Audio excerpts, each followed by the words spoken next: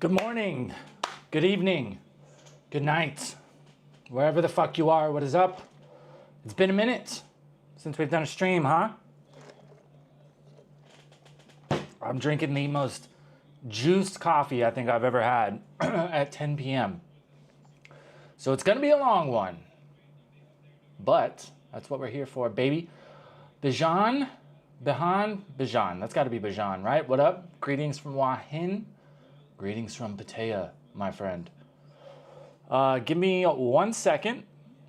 I gotta share the stream really quick, do some things. Give me 2 seconds. I can still see chat though, because I'm a fucking professional.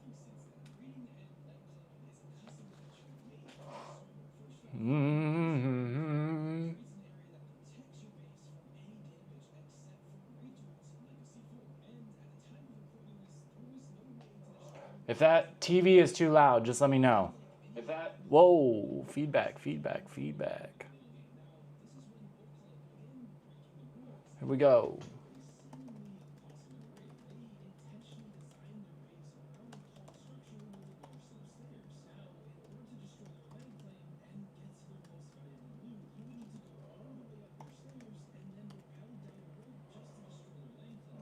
Colon / I forgot how to type.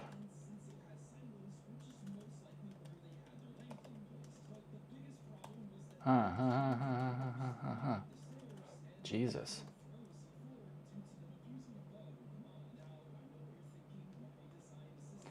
Boom.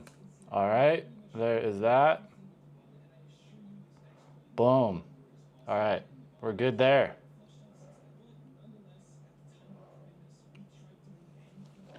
Where's my phone?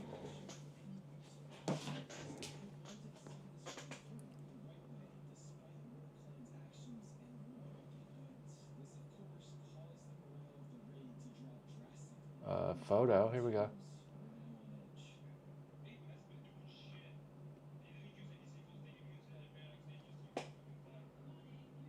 Got it. Guys, what's up? It's been a minute since we did a stream. I am back in Thailand after Philippines and whatchamafuck, Krabi. Had a really good time. Got to hang out with my mom. We had a good trip. First time in the Philippines, which was cool. We'll talk about that a little bit later. Some comparisons from what I saw in my time there compared to Thailand. So give me 1 second. Let me just share the stream on Schminsta real quick. Bang, boom, pow.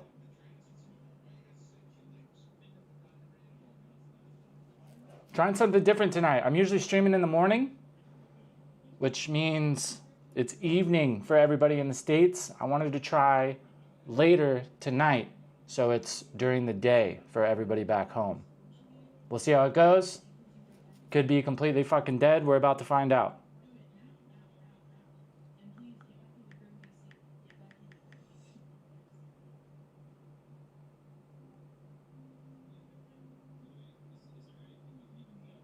I look like a fucking lunatic.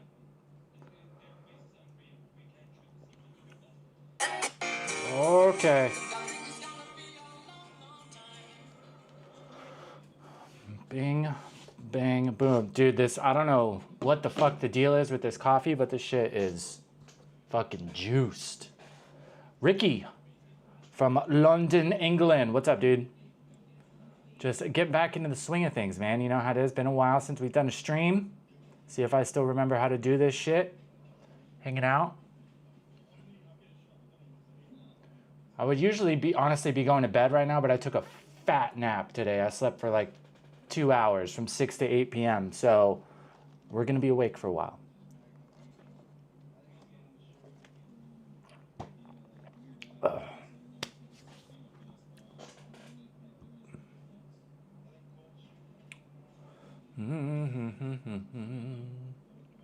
Have you ever been to England? No, I haven't. When I was a kid, like London was so high on my list of places that I wanted to go. And not that I don't want to go anymore, but, you know, nothing against English people or London specifically, but it just doesn't really have the allure that it used to, at least for me. Just like the States where I'm from, it seems like London and England in general has a lot of stuff that they need to figure out right now, just like America. So I might wait for a little bit. Seems like there's kind of a lot of turmoil, but I would definitely still love to go at some point. Growing up, like, I'm sure it's just like stupid Hollywood shit, but growing up, one of my favorite movies was Green Street Hooligans. So I'd love to go and like actually go to some football games and stuff. Have good rave music scene. Yeah, a bunch of my favorite DJs when I was DJing were all mostly guys that had come up DJing in London.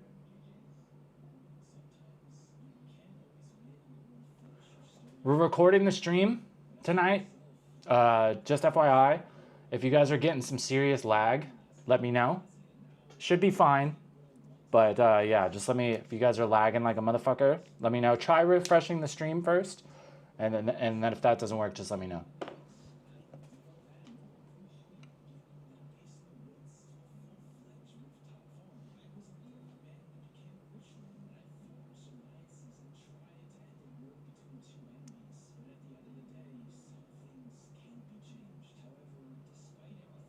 Oh, I love her. Gotta get off Instagram, man.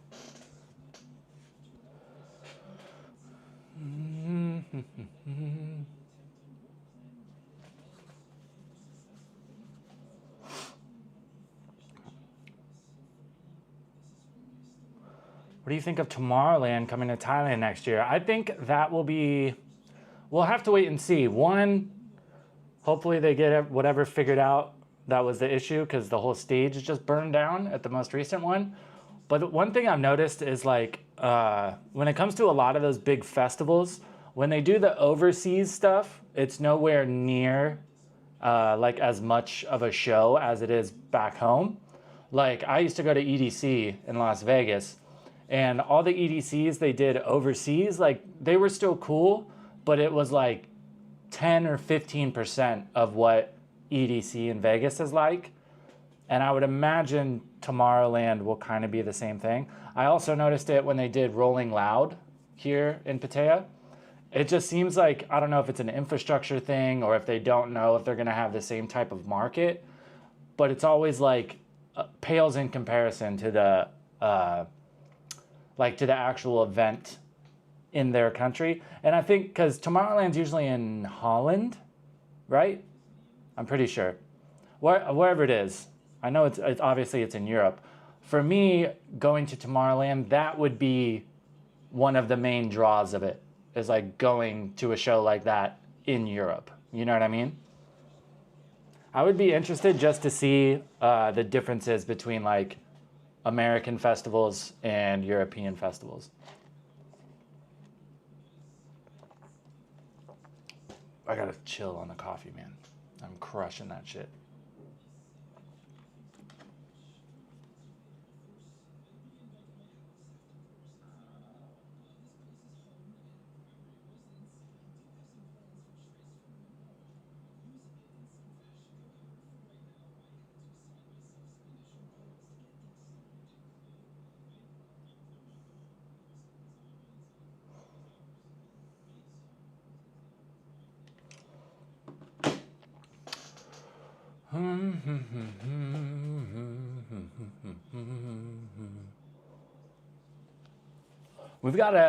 I've got a bunch of shit to catch up on with being gone for 3 weeks pretty much. I've been Belgium. Okay.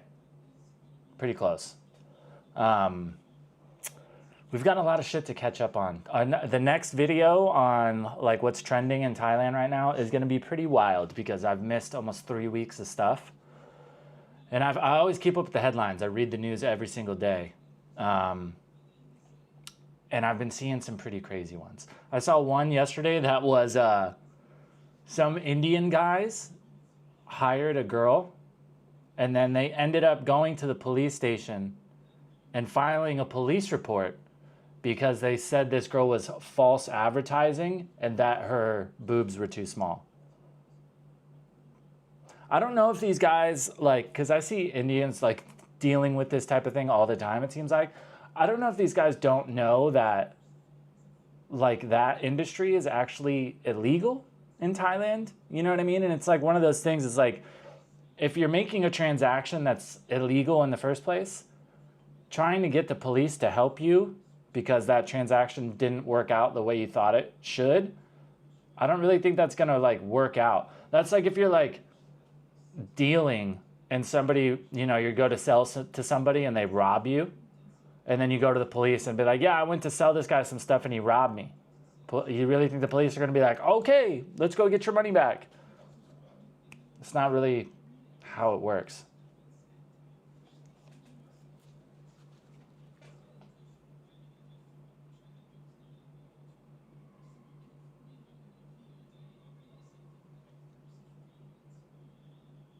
What do you think of your buddy Chad relocating to BCG Manila? By Chad, I'm assuming you mean CB Media. I don't think he's relocating. Like, granted, I don't know Chad very well. We've only hung out a few times. But from what I understand, like what he likes about Thailand, I don't think he'll ever fully leave. You know what I mean? Like, I could definitely see him spending some more time in other countries.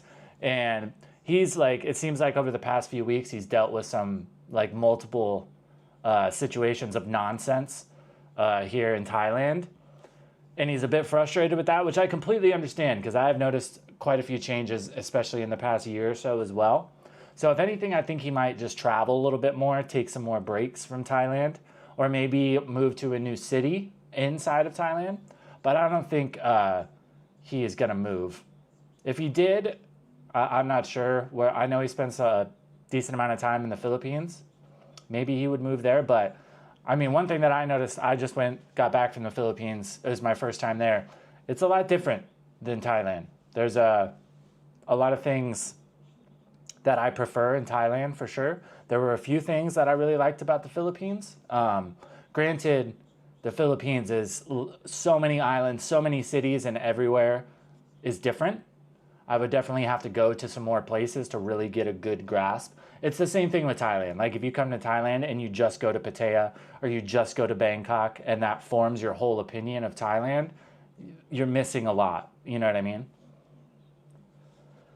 Do you have many issues with bugs in your condo? I just moved into a second floor condo in Chiang Mai. I've had ants from literally day one. It came with the little freeloading tenants, although I'll take ants over roaches. Adam, what's up? Not in this condo, but I have had condos where bugs were for sure a thing. Ants is definitely a big one. I agree. I would much rather have ants than roaches. In the condo I was in before this one, it was like if I ate something and like dropped a few crumbs on the floor, next day there'd be a trail of ants. So yeah, it really depends on the building. One thing that I noticed is when I did have those problems, I just went and got some legit bug spray from the hardware store and just like doused the condo like a few times over like 3 days, and then it was much better. So maybe give that a shot. Also, if you're renting, don't be afraid to let your landlord know. Be like, yo, there's bugs. Can you hire somebody to come spray or something like that? Recent video, CB Media did a tour of his new condo in Manila. Yeah, I know he's staying in Manila for like an extended period, but because we're on each other's Patreons. So he posted a video on Patreon essentially saying, like, I already had plans to go to the Philippines. So I think he's staying there for an extended period, but I don't think he's full-blown moving there. One thing I know for sure is his car would be a thing because he's still got that BMW. I think he has another car as well. Oh, he's got a bike too. So he would have to figure out how to get that to the Philippines. I don't know what like the import laws are in the Philippines, but I imagine that would be a logistical issue, and I know he loves that car. So if it was like you have to sell the car to move, I think that would definitely have at least some weight on where he was going to end up being, you know? I don't know though. I could be wrong. It's not like me and him don't like talk by any means.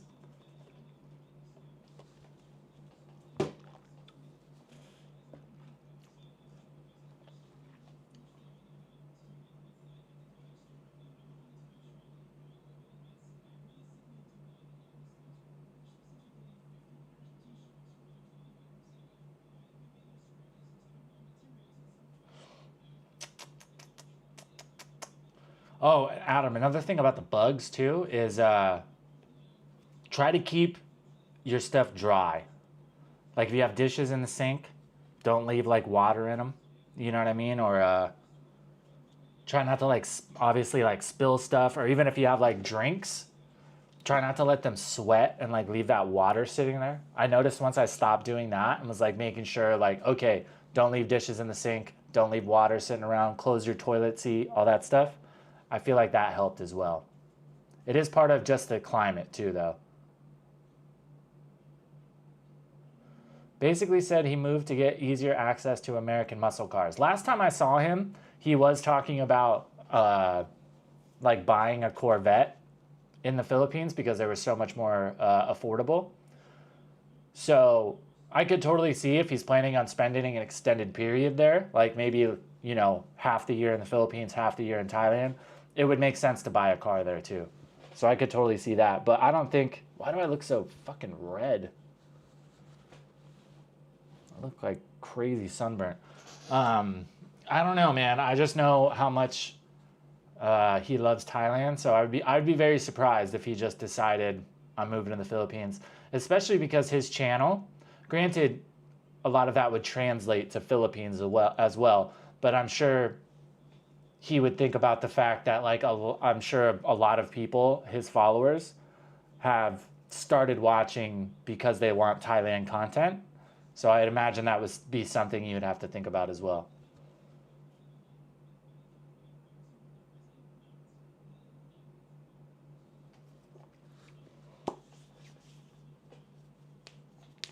Anybody know why Jomtien Pattaya as an expat and tourist hub doesn't have an international airport like Chiang Mai, Samui, Phuket, and Chiang Rai? I think just because it's so close to Bangkok. There is an airport in Rayong. It's just there's hardly any flights. And I don't think it's international. I think they're mostly domestic flights, the ones that do go there. I think it's just because it's only like an hour and a half, 2 hours from Bangkok. And there's 2 international airports in Bangkok.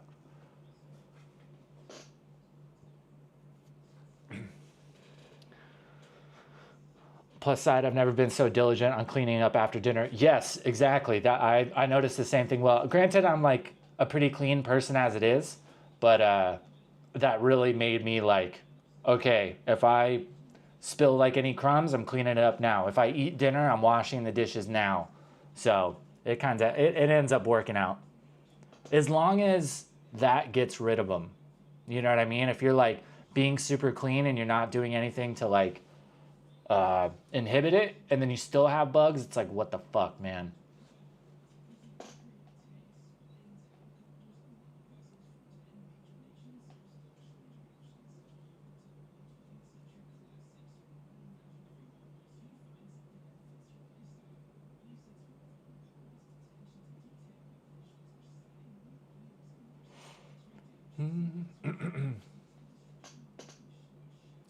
Ever thought of doing simultaneous stream on Kick as well? I've thought about double streaming, but honestly, I don't think my computer can handle it. I tried to do it one time with YouTube and TikTok, and it just fucking lagged the shit out of it. If I could, I absolutely would, but I mean, my laptop, I think I only have like 8 gigs of RAM. And yeah, just I didn't realize, like when I bought this computer, I just was solely thinking about video editing, and it's fine for that. But streaming surprisingly like sucks up a decent amount of CPU and RAM.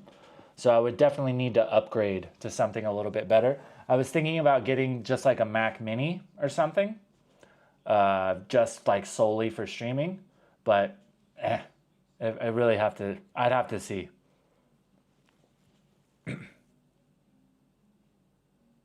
And I mean, even if I got like a decent Mac Mini, you can find like the first gens for like $300, but they're not. You can get them with like 16 gigs of RAM, but the CPUs aren't very good. So if you're gonna spend anything more than that, you might as well just like build a PC, because you can build a decent PC here for like $400 or $500. You're not gonna have a super trick graphics card or anything like that, but you can get a solid processor and a solid amount of RAM, which is all you really need for streaming. You don't need like a crazy graphics card.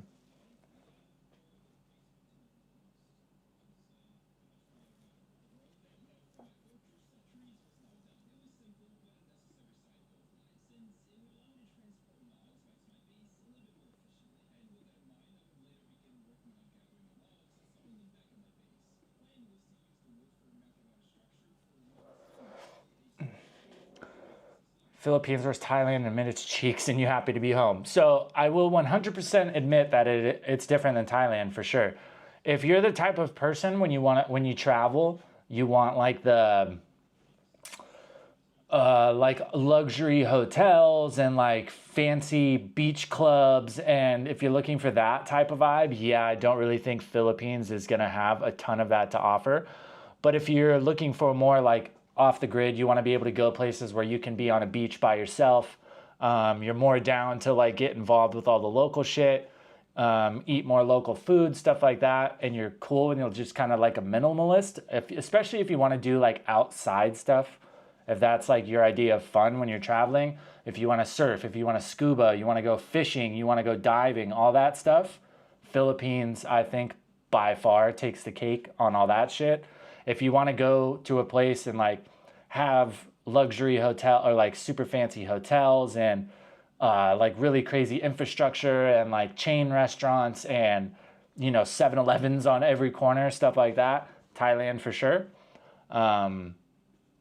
I think, it really just depends on what you're looking for. Being somewhere full time, just from what I've seen, I think I would rather be in Thailand just because you have more of an option to go back and forth between both those experiences, as opposed to where if you're in the Philippines, if you don't like doing like outside stuff all the time for your entertainment, it's going to be a lot harder to find shit to do.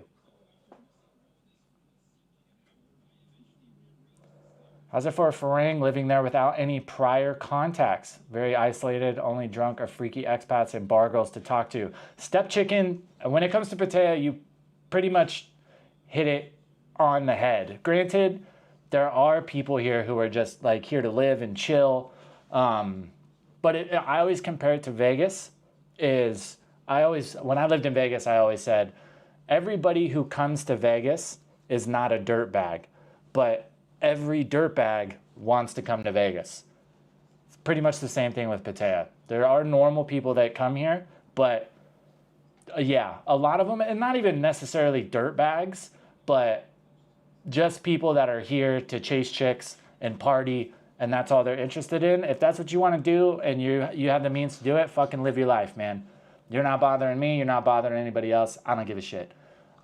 That's just not exactly fun for me anymore. That's not to say that I'm not down to go out sometimes, but that's not like my focus. You know, I got to make money so I can go to the club and I can meet girls or, you know, whatever.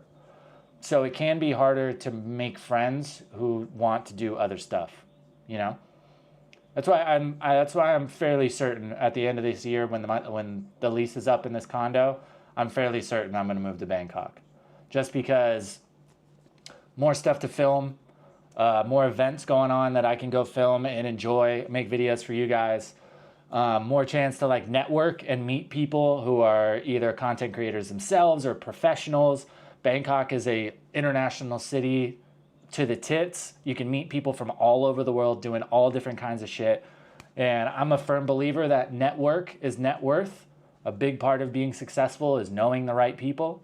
And I think you have a much better chance of meeting those types of people if you're in Bangkok. And it's just a much bigger city, much more options for food, shopping, condos. If you get out of like the main like downtown hotspots, things are plenty affordable. It's not as crazy expensive as a lot of people think. So I think it just checks a lot of boxes. The only thing it doesn't have is a beach. And in all reality, the beaches in Pattaya and Jomtien aren't that great anyway. Like I think I've gone to the beach maybe 10 times since I lived here. It's been 3 years. So if I want to go to the beach, I can just go to Bang San. It's like if I'm in Pattaya and I want to go to the beach, I usually drive an hour north or south anyway to go to the beach.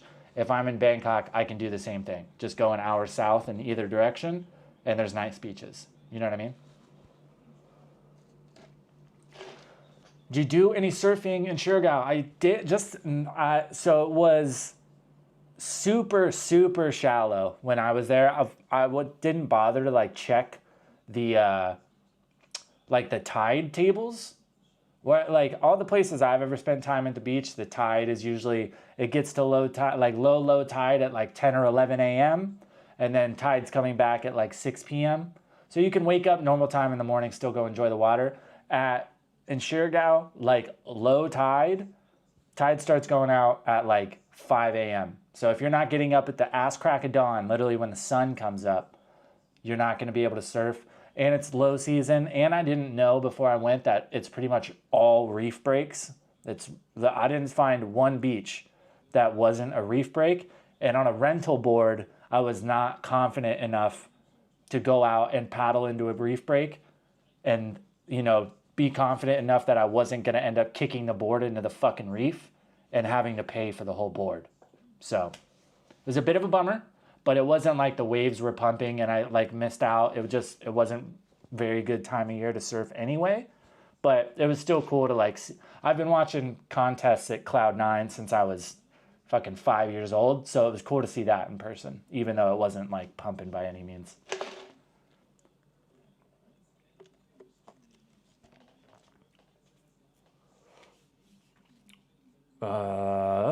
That's why I lived in Jomtien instead of Central Pattaya. Yeah, I live in Jomtien too. And granted, for living wise, it's more low key and you're kind of away. At least when I first moved here, you were kind of away from all those type of people who were like just kind of degenerates and just people you didn't really want to be around, loud. You know what I mean? It's like when you're not partying, there's nobody more annoying to be around than somebody who's partying. You know what I mean? And it used to be in Jomtien, you weren't exposed to that. But slowly, like speaking of CB Media, he said the same thing. Slowly, that crowd has kind of trickled over into Jomtien. So it's just like, and I mean, even in Jomtien, there's not a lot going on if you're not here to party. Like if you're here to party, living in Jomtien is cool because you can just hop over to Pattaya and then, still be close. But besides that, not a whole lot going on. You know what I mean?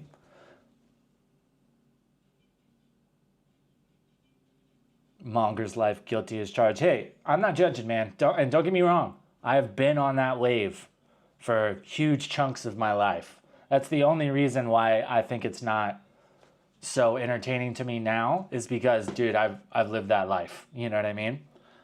At the club 4 or 5 days a week, every week for years at a time. I think that's why the allure has just kind of worn off. Even when I got to Thailand, it was cool because it was cool initially because it was different crowd of people, Thai girls, drinks were cheap. You know what I mean? So I was like, oh, this is cool. But once that became normal, the rest of like the club and chasing girls package I'd already done before. So I was like, I'm always still down to like, if there's like a fucking boat party or like friends want to like go to the beach and like day drink, I'm all over that. I'm still down for that. It's just like the club, going to the bar. And not to mention, I'm a hungover piece of shit now. I'm hungover for 2 days. I'm fucking useless. I don't get anything done. I don't film. I don't edit. So it's just like, got to a point where I was just like, dude, I feel like I'm just wasting time and wasting money.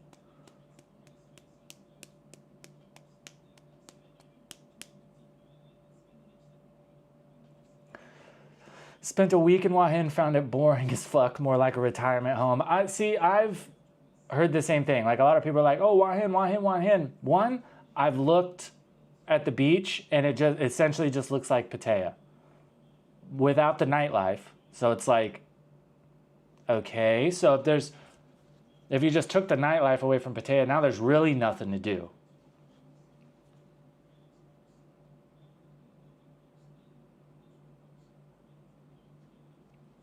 Bro, the smell on the street post-hangover, I'm telling you, man. I can't.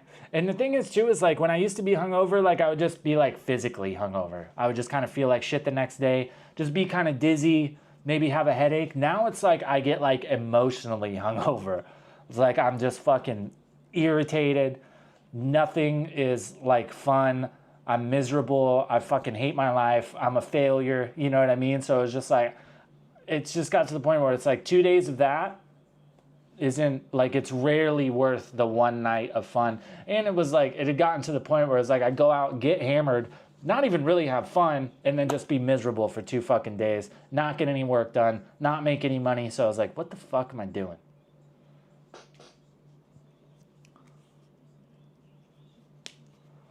Gets old after 3 to 6 months if it isn't your end all be all. Yeah, exactly. And like when I was DJing and stuff, bro, I did that. I think I started DJing when I was 24. And then I quit being full time when I was like 32. So I was usually DJing like 3 nights a week. And then even on the nights I wasn't DJing, I would be at whatever party my friends were DJing or the club, you know what I mean? So I did that for like 10 fucking years. And then even when I stopped DJing, I started bartending. So it was like same shit, different shape. So I was just like, eh.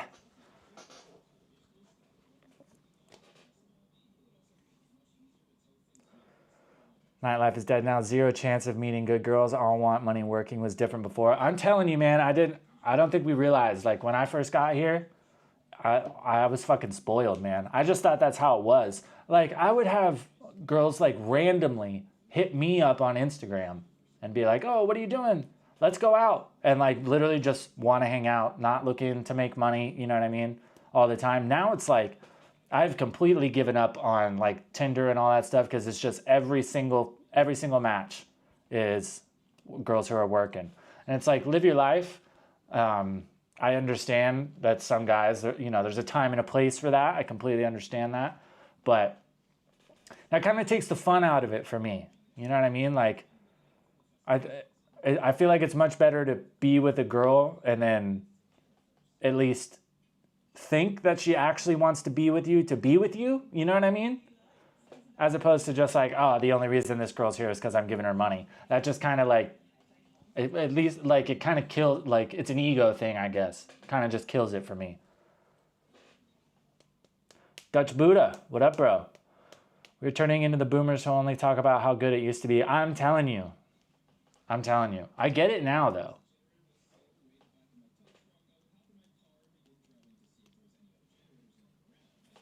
Time for Da Nang. Yeah, Vietnam is next on the list. Da Nang would be cool, too, because I talk about another surf spot, too. I was watching a video today. There's like a couple really good surfing spots there. It's fucking cheap, from what I understand. The only thing is I feel like everybody is talking about Vietnam now. So it's like, if you're going to go, you better go now.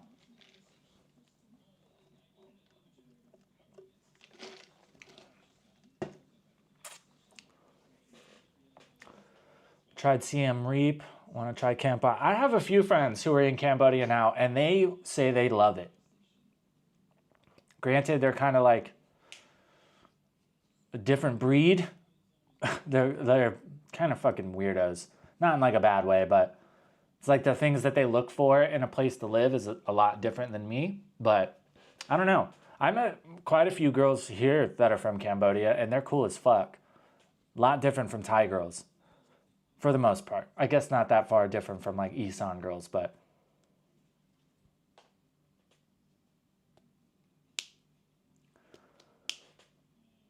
what about STDs? Was very careful when I went, but shitting myself getting tested coming home.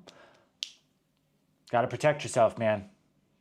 Granted, now don't take this as an excuse to not be safe, but granted, the vast majority of things nowadays are treatable and they're not a big deal.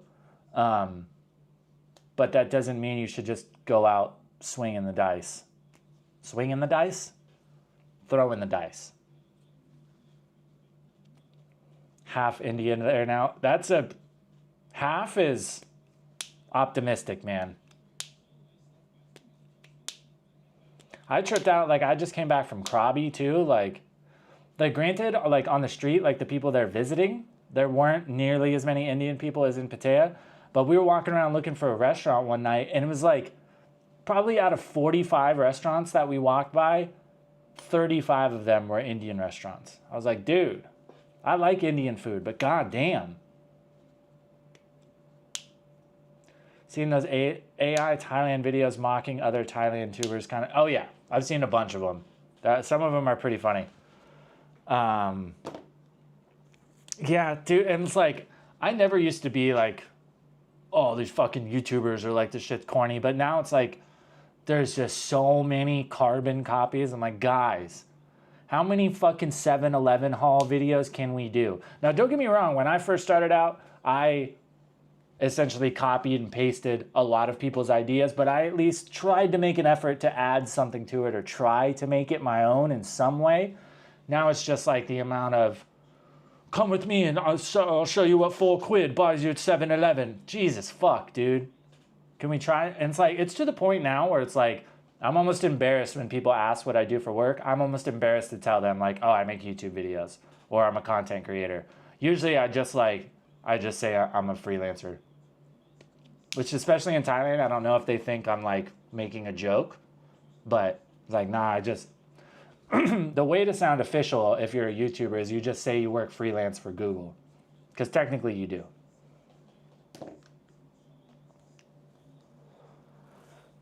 Spent 2 months in Thailand and 2 months in Vietnam. Nam is way too chaotic and noisy for me. I loved it, but couldn't live there. See, with me, I kind of like the chaos sometimes. It depends, though. Yeah, it depends on what type of chaos it is. Like, I don't think I could deal with, like, India chaos. But even in the Philippines, like, it's pretty fucking hectic.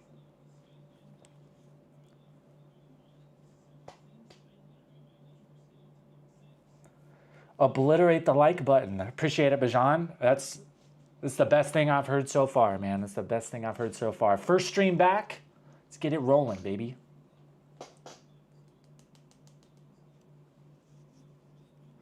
Ever thought about Kick or Twitch? I don't know where you live now. I've thought about both.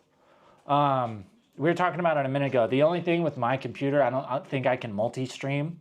I don't think I can push to multiple platforms at one time just because my computer can't handle it. I don't think. The other thing, I don't know how Kick works, but the other thing I don't like about Twitch is they take a 50% commission. So it's like, if one of you guys donated 20 bucks, Twitch takes fucking 10 of it. That's criminal to me. I think if they're going to take 50%, it should be on like one thing, on like subscriptions or something like that, but it's across everything. Donations, subscriptions, 50% of everything. And like, not that that's such a huge problem for me, but I feel like that's a fucking like cheat to you guys. You know what I mean? Like, if you want to support me and donate 20 bucks and Twitch just takes half of it, I feel like that's a fucking scam. Like, towards you guys, you're just giving away half the money. That's bullshit. That's why I always throw the buy me a coffee link up there too. Why can I never do this? There we go. Because buy me a coffee, it's like 5%. So that way, if there is something you want to donate, you know what I mean? I at least get the vast majority of it.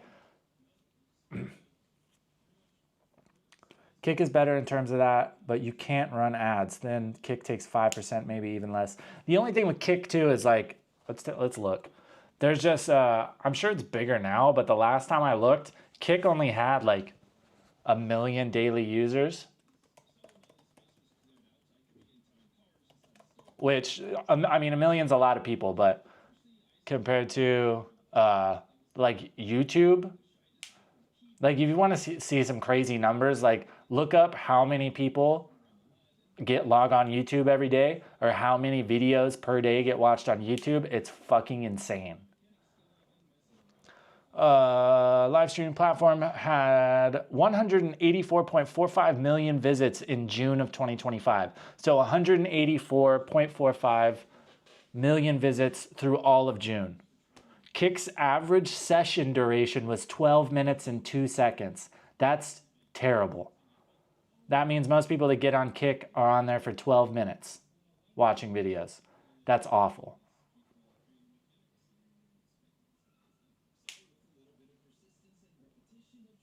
Significant increase in active streamers, 12 million active streamers in a month.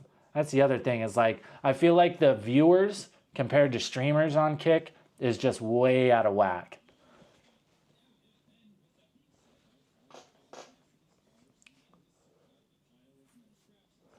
Most Thai streamers do bar content, etc. I think you're not into that, and I expect G-Gen stuff. But yeah, it depends. I mean, yeah, I know some guys that like do that, and it's... So the way that I look at like doing that content is it's pretty much a for sure way to build an audience, but then you're pigeonholed into doing only that. I know a guy that started streaming And that's what he would do. You'd just go out, hang out with girls on the stream. People could donate and like buy the girls drinks and stuff. And it worked really well for him here. And then he went to Japan, I think for maybe like a month or two, and plummeted. Like nobody was getting on his streams anymore. So it's like, I wouldn't be against doing that. I think that like could be cool, but I definitely wouldn't want that to be my only content, because I don't want to live in Pattaya forever. I don't want to be going out to the bars forever. You know what I mean? Like, there's been multiple people, like my friends that are also creators, that have told me, it's like, bro, you got to niche down. You got to like, because I kind of I have a tendency to kind of be all over the place. If you guys haven't noticed, kind of make videos of all different kinds of shit sometimes. But it's like, that's what I want to do. And I feel like if I'm making videos that I'm not enjoying making, it's very easy for you guys to tell. Because I mean, if I watch somebody making videos, I can tell if it's obvious, like this person doesn't even want to make these videos. And I think that makes the videos shitty. So I just like try to do videos of the things that I enjoy, because I'm sure there's other people that enjoy those things as well. I like cars. I like traveling. I like diving. I like outdoor shit. You know what I mean? So it's like, I would much rather build an audience that's a little bit spread out and maybe get lower viewership, but be able to do whatever the fuck I want. You know what I mean? What do you think about PI? It's on my short list to make a longer stay. I was there many years ago, broke, young, and didn't know what I was doing. Need to go back. I enjoyed it. It's for sure much different than Thailand. I was mentioning earlier, is like, if you are somebody who likes to be, if you're traveling or you want to live somewhere where you are going out to enjoy stuff, or if like you like doing like nature shit, outside stuff, going to islands, fishing, diving, all that type of shit, surfing, whatever, Philippines is great. But if you're looking for a place that's like, one, more westernized, has more like luxury type infrastructure, fancy restaurants, fancy hotels, fancy condos, stuff like that, I think Thailand's a much better spot. But granted, I've only been to 2 places in the Philippines. Went through Cebu and then was in Surigao. So there's a whole lot more of the Philippines that I didn't see. But I would definitely go back.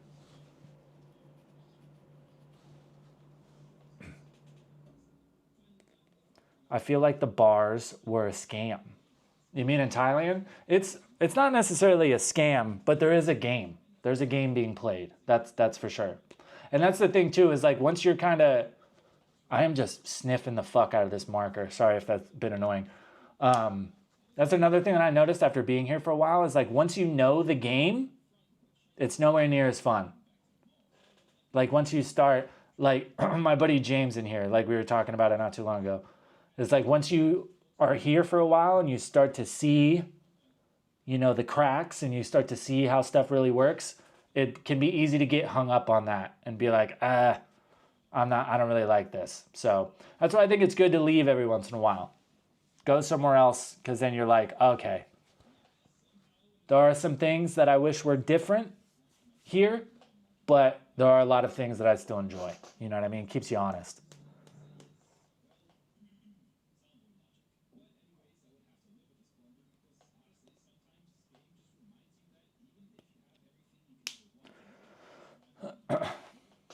The lady drink thing is an L when you can just ask girls for their line ID when they're out shopping or eating. A lot of them are the same girls or just as attractive. Yeah, for sure. So I'll put you guys on game. This used to be my game. Granted, I haven't done this in a while, but my pretty much tried and true method for like the first 6 months to like a year I was here is I would go to the bars where the girls were working, hang out, you know what I mean? Buy a girl a few drinks. If you are hitting it off, it seems like you guys are getting along, whatever. Get her line and be like, oh, hey, I'm going here later. I'm going to the club later. I'm going here to eat later. Get her line and invite her out when she gets off work. If she's willing to do that, there's much more of an inclination that she actually wants to spend time with you. If she doesn't want to give you her line, or she doesn't want to hang out when she leaves work, then it's very transparent of she's trying to make money. You know what I mean? That's a pretty good way to tell. But yes, absolutely. If you, it's still very true in Thailand that girls are still very approachable.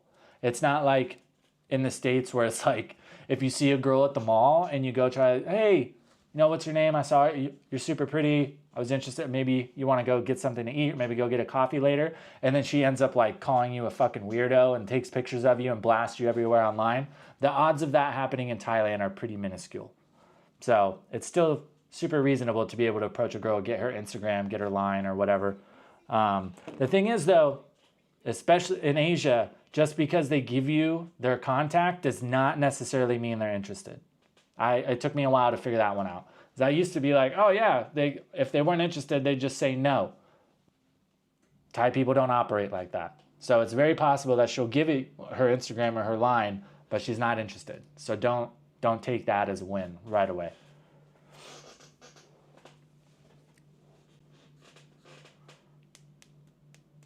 Can't do the lady drink hang anyway because I don't drink. That makes it a bit more ridiculous. I've had so many girls over like the past 6 months or so match with them, or they'll hit me up on Instagram and be like, oh, I work at this bar, come drink with me. And I'm like, I don't drink.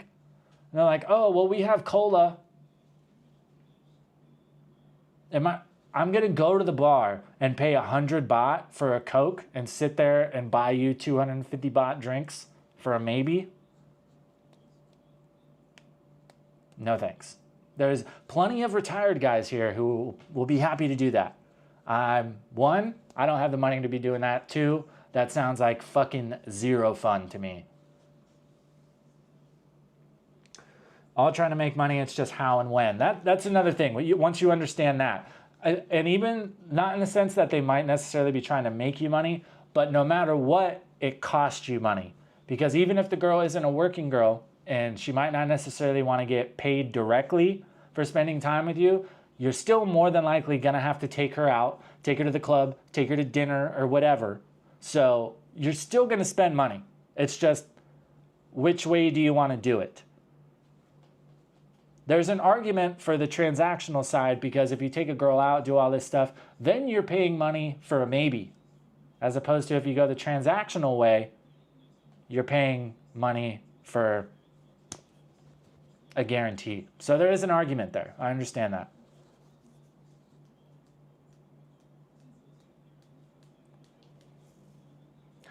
The minimum of 5 to 10 lady drinks is to compensate for the fees the bar pays agencies for the girl staff. Bars pay 1,000 baht a day to an agency. True. Yeah, that's facts. There's a whole like underlying business model and money exchanging hands that a lot of people don't understand when they first get here. Dude, I met my girlfriend at the market buying a smoothie. Yeah, I think if you're like looking for a girlfriend, that's the way to do it. Meet a girl who's out and about. Get the line of the cute girl that works at the coffee shop you go to. Dude, the mall, every time I end up going to Central or Terminal, bro, it is target-rich environment. The only thing with that is if girls are there shopping, they're used to getting fancy shit. So, one thing to pay attention to. Like, the mall is expensive for me. You know what I mean? So, people, like, making normal Thai salaries, if they're shopping at the mall, that means they're really wanting to get fancy shit.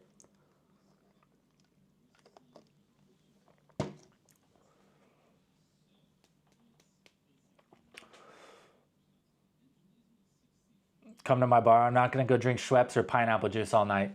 Exactly. Yeah, it's just, like I was saying earlier, dude, the most guaranteed way to be annoyed is to be around people that are partying when you're not partying. That was another thing too, is like why I kind of pumped the brakes on drinking so much, is because I would like be out and about and see all these people hammered and like just see the way they were acting, and then I just like think to myself like, fuck, dude, like that's how I act. And like, I've always been so embarrassed about blacking out, because I always feel, I hate the idea of, oh, I blacked out for 6 hours last night and don't remember any of it. It's like, oh my God, I probably said so much stupid shit, look like a fucking retard. That's just, I do not like that idea.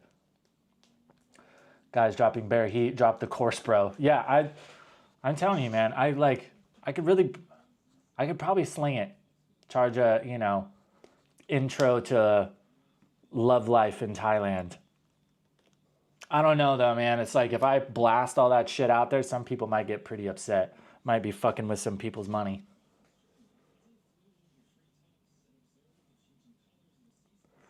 Pick up a girl shopping at Soy Bacow Market. She's used to more reasonably priced shit. Yeah, bro. Go to Theppersit Market. Find a chick there. She's looking for a bargain. Make it a little bit easier.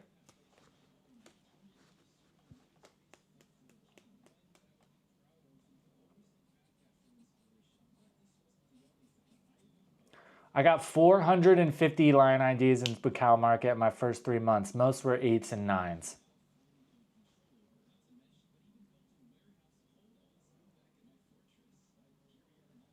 I don't know, bro. I don't know. I feel like we might be juicing those numbers a bit.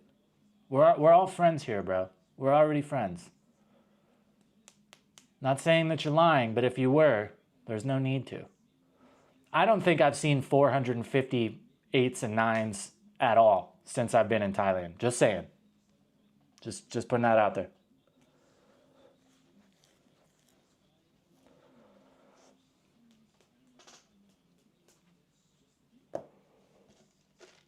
Fucking dude, this coffee's got me fucking sweating, boys.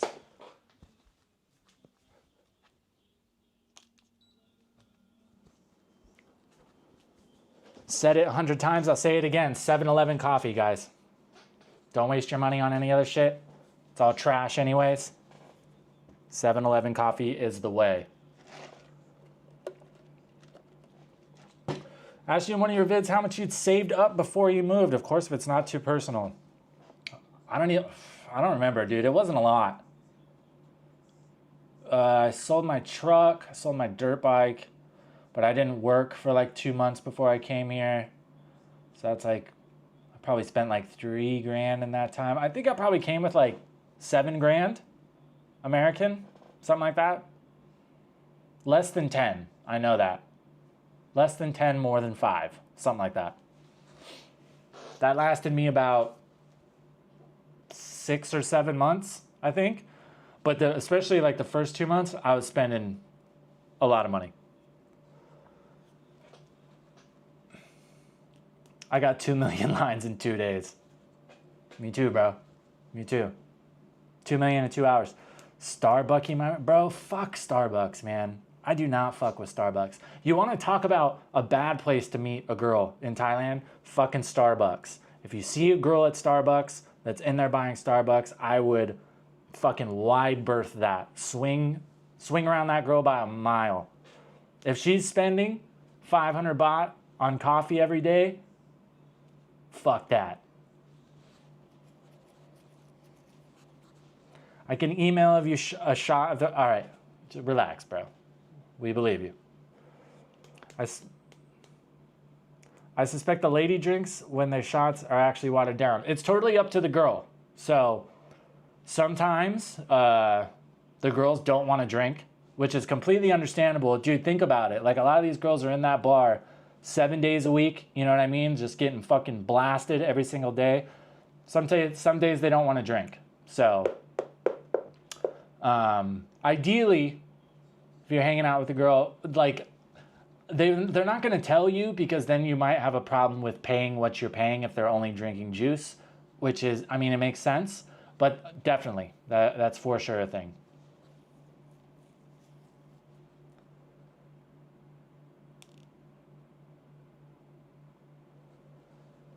Lasted only 6-7 months. Yeah, but you could budget it down. You could make it last longer than that, for sure. I think especially with like 10 grand, if you were like realistic, got a modest condo, didn't spend a ton of money, like if you're not drinking, if you're not going out and partying, you can make 10 grand last a year, for sure. You're going to be living pretty minimal, but you could make it happen. 10 grand, what is that? That's like 300, right now, that's like 320,000 baht. Absolutely. Right? Yeah. Get a condo that's like 10,000 a month. Spend 500-600 baht a day on food. The big one is drinking. If you're not going out and partying, your money's going to go way farther.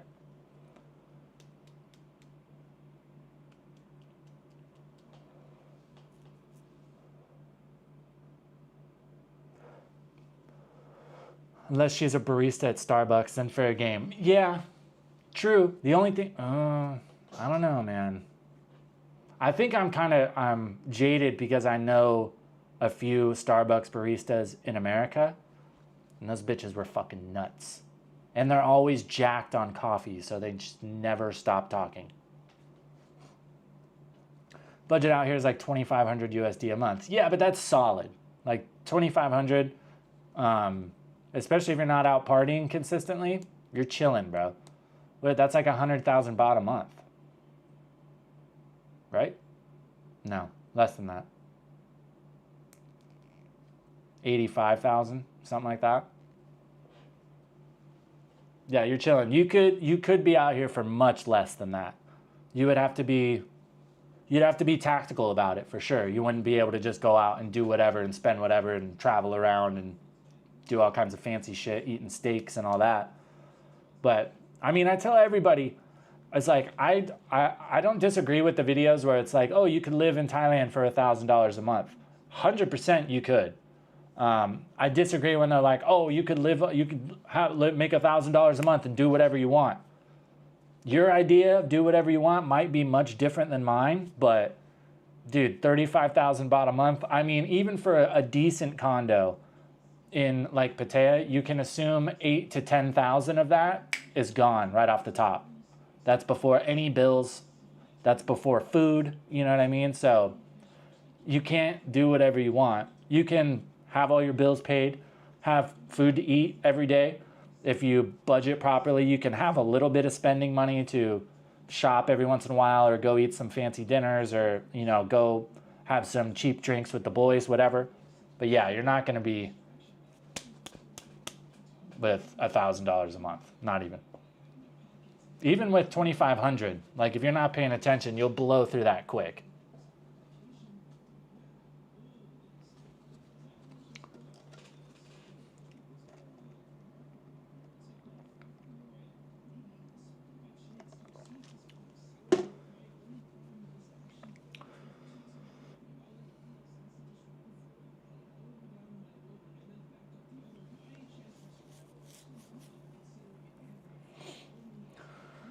Thinking Jomtien, Hua Hin, and Da Nang are going to be my first slow travel / 1 month stay cities in Southeast Asia. Is Jomtien still worthy? Yeah. So, I mean, it depends on what you're looking for. If you want a cheap place to stay that's still relatively close to Bangkok, you've got access to some nice beaches.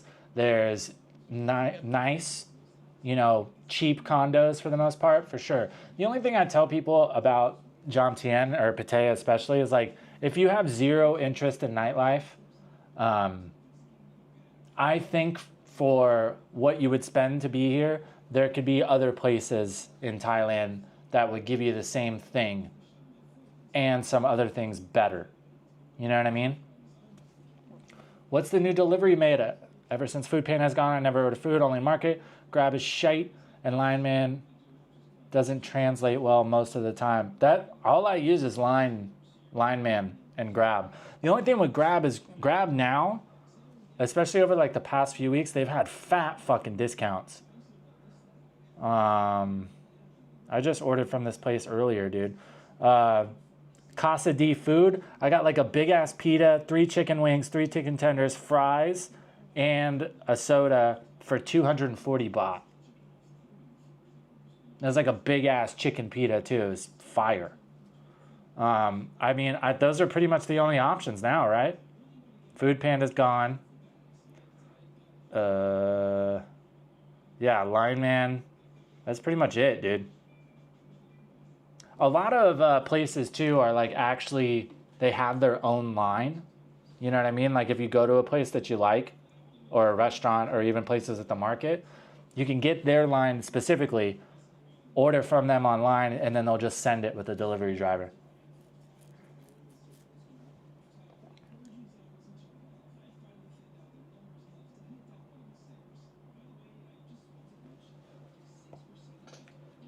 Casa One had discounts. Yeah. So that's the only thing is like, I've noticed with Grab, it's usually the same restaurants. You know what I mean? There's 5 or 6 restaurants that they're always on special. So I pretty much just bounce between those. I'm kind of one of those people too, is like once I find something that I like, I'll tend to just eat that until I'm sick of it. Because I fucking hate spending money on food and the food being shit. It just pisses me off. So, like that Casa de Food. There's another place. Let me see if I can find it. Master Turkish Kebab is smack. It's kind of expensive, but it's really good. I personally think it's the best kebab in Pattaya. Taco Bell, as always, old reliable. But honestly, I go to the market a lot too.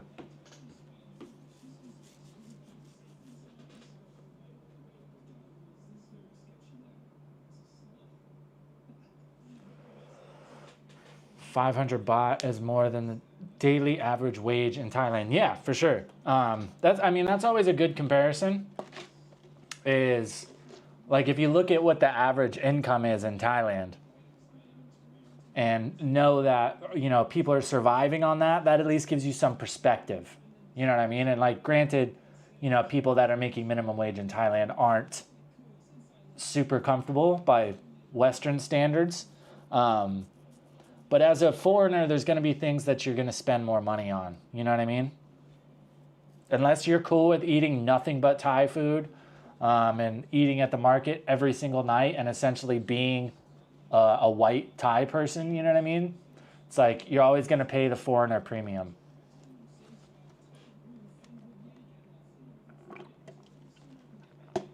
Chiang Mai was more expensive than Bangkok last time I was there. I don't remember Chiang Mai being specifically expensive. I remember the hotels were super cheap. Granted, I went in rainy season. We stayed at the Econo Lodge in Chiang Mai, and we have a Condo Lodge in America, and that's what I thought it was going to be, kind of like a Motel 6 type vibe. It was one of, if not the nicest hotels I've stayed in Thailand, and it was like 500 baht a night. It's fucking dope. Really nice hotel, super clean, brand new. Breakfast was included, I think. It was really nice. Good morning. Greetings from Jomtien. Des now. What up? Good morning.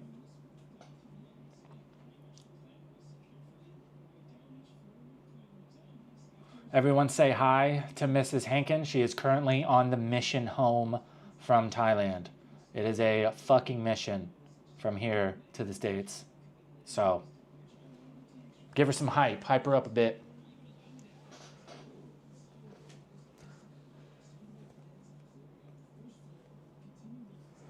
Tried applying to LG. I have no idea what that is.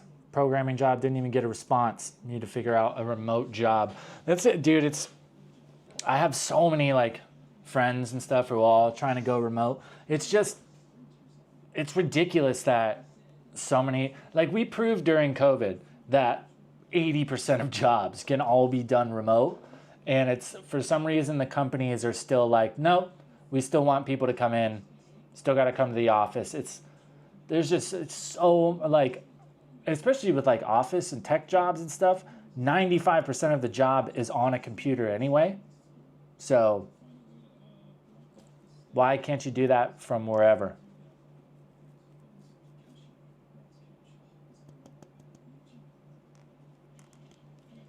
Walmart USA you come from, I meant. Is that a fucking joke, bro?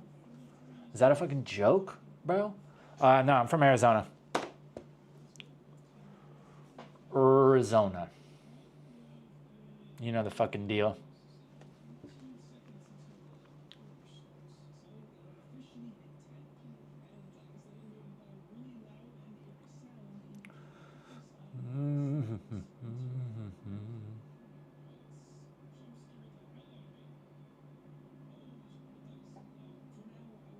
Bro, have you guys seen the videos of the typhoon that has been hitting the Philippines right now and Vietnam? The videos are fucking crazy. the wind, like people, all those poor little Vietnamese people are just fucking getting blown everywhere. Is that racist? That's not racist. They are little for the most part.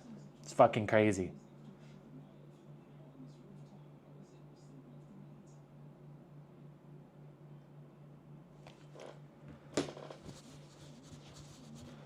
Hot and dry.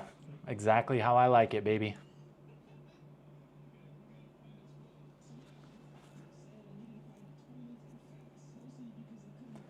Doesn't make sense. I'm more productive at home. Commute always makes me anxious, nervous before I get to the job. The only thing, like, I can kind of understand it to an extent because I think a lot of people, I mean, I've dealt with this, is like, if you kind of are in charge of all your time, it can be really easy for people to procrastinate and put stuff off. You know what I mean? It's a lot different when you're like, go into a job and you know your boss is there, you know what I mean? And you can't, oh, well, I can't be sitting here on my phone because if the boss sees me, I'm going to get a write-up. So there is some of it that like kind of makes sense, is like people are going to be more productive most of the time if they're in a place like that. So I kind of understand it, but at the same time, you just have to figure out the structure and make sure the standards are known. And there's systems you could, you know, implement to make that not a thing. You know what I mean? Like they've already done it with like a lot of the online schooling and stuff. It's like, oh, okay, well, your screen can't be idle for this amount of time. Shit like that, even though it kind of sucks. But if productivity is what you're worried about, I feel like there's definitely ways you could help, you know, make that better. I think a lot of it's just like a control thing.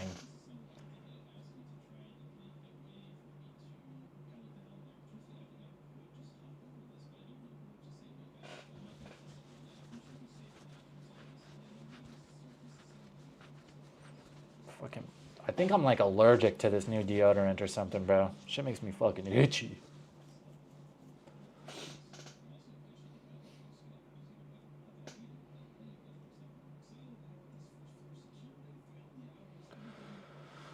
All right. Hold on. We're going to check out, give some shout outs to the top fans real quick. Number 1, Bijan Bay. Number 1 top fan right now, 100 XP. Number 2, hold on. It's kind of a long step chic something. I can't see the whole one. 75 XP. Alchemist. Number 3, 75 XP. Adam's Belly, 89. Number 4, 75.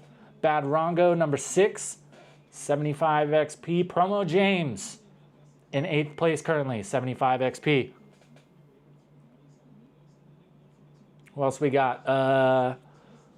Henkin, 10th place, 25. Dutch Buddha, 12th place, 25. Axinator in 13th with 25 as well. And Jay Remy in 14th with 25 as well. If you guys want to climb that leaderboard, super chats, more chats in general, that's how you do it. That's how you get to the top. Not starting this month because it's already the end of the month, but the next month we will be keeping the monthly leaderboard, and I've got a very special prize for whoever's in first place at the end of the month. I'm gonna give prizes to the top 3, but first place is gonna be the best one, and it rolls over as well. So you can get some extra points now, roll it in the next month. You win next month, you're gonna get the new hotness. Just FYI. Just putting it out there.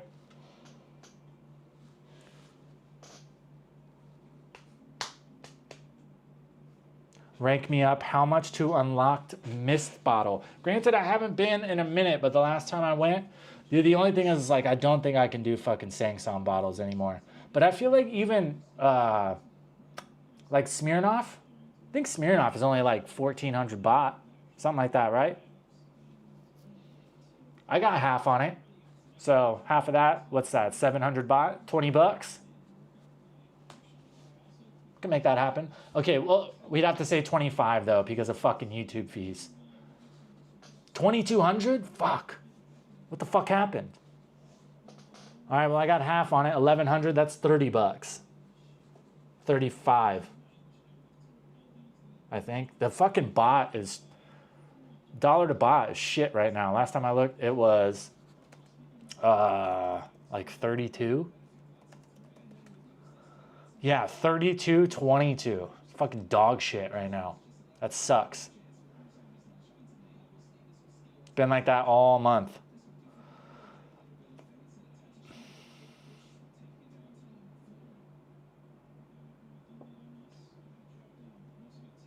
Yeah, when I first got here, fuck. The first like 6 months I was here, it was 38.25. Motherfucker, dude.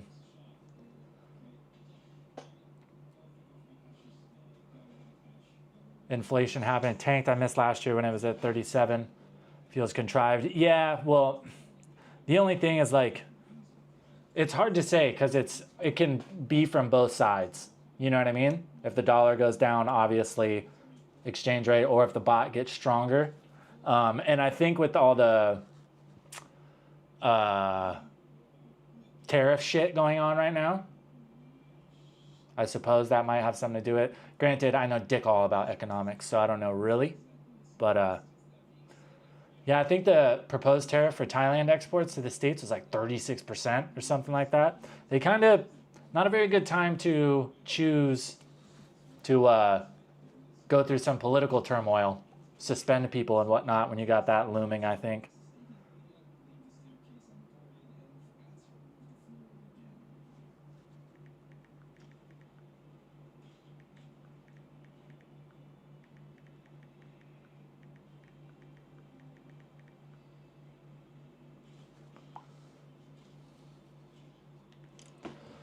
Oh, my bad.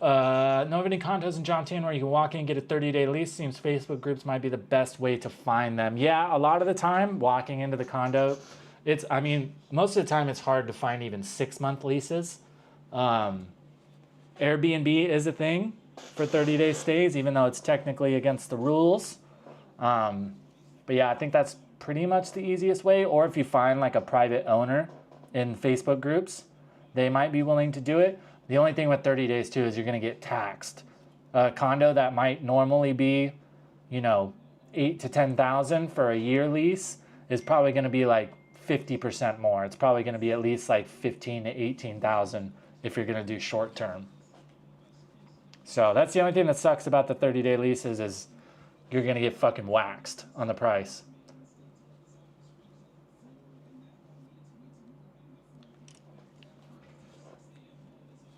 Got the plug, any building, 30 days. I'm calling immigration right now, bro.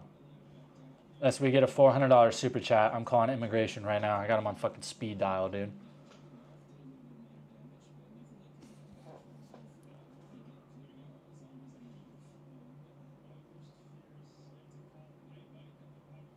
Bro, I saw a, what was it? A Facebook ad the other day. It was a Russian guy in Phuket that was offering to be like a private, he was like promoting himself as like a private swim instructor, which isn't a bad idea because in Thailand, a lot of people don't know how to swim. But I laughed so hard because he was like, oh yeah, you want this in Phuket? And I was thinking to myself, I was like, can you legally do that? Can you be a swim instructor as a foreigner? Opened up the comments, only one comment. The first one, somebody had tagged Phuket immigration. I was fucking dying. I was like, nice. Usually I'm all against like tattletaling, but especially when you're just blatant about it like that. That was the other thing I was wondering about in Krabi. A bunch of those Indian restaurants, it was all Indian people working. And from what I understand, you cannot work in service industry as a foreigner. Period. Like you can't be a server, you can't be a bartender, you can't be a cook. It's just no. So I'm like, how the fuck? And like blatant, like in Ao Nang on the beach, like the most busy part of Krabi. Like, how the fuck are these guys getting away with this?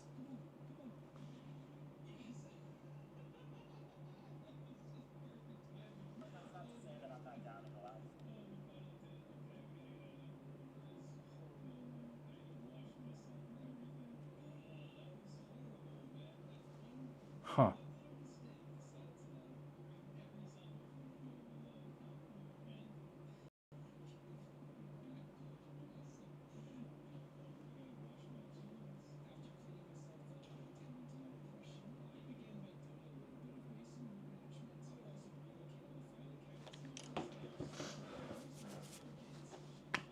Honestly, recommend a hotel stay for 30 days. You'll spend less than a short-term condo. Yeah, I would agree. You're probably going to get a much better deal.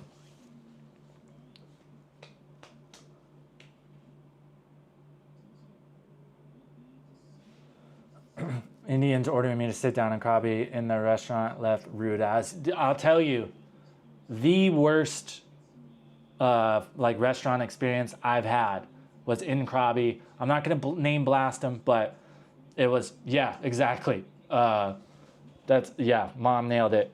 It was foul. And I'm usually never the guy that's like, usually if I go somewhere, the food is bad, I'll just eat it and I'll just never come back. But this was so bad that we were just like, yo, can we get the bill?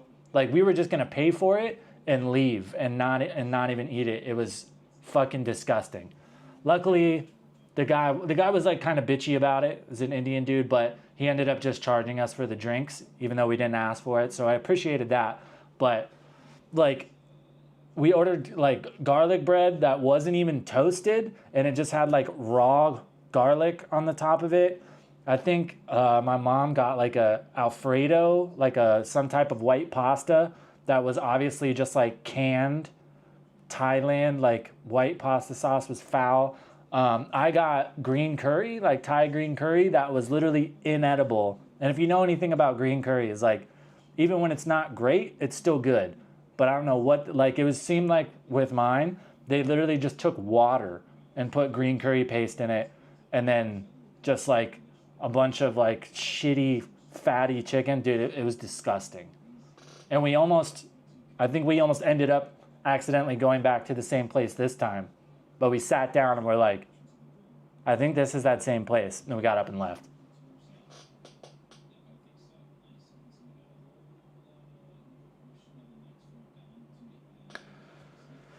You know, what is the current weed situation? It's not banned 100%.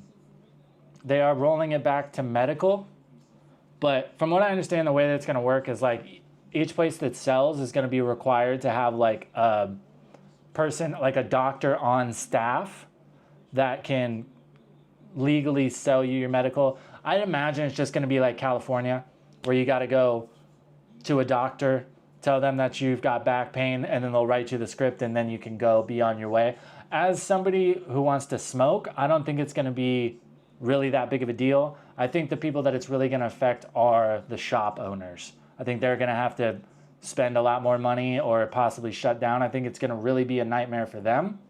But I think as somebody who smokes, I don't think it's going to be that big a deal. And the other thing that I read is it's not illegal for you. It's not technically illegal for you to smoke if you're not medicinal, but it's illegal for a shop to sell to you. You know what I mean? So it's like if you don't have a certificate, from what I understand, it's not a big deal. But if a shop sells it to you without that, it's like against the rules for them. That's from what I understand.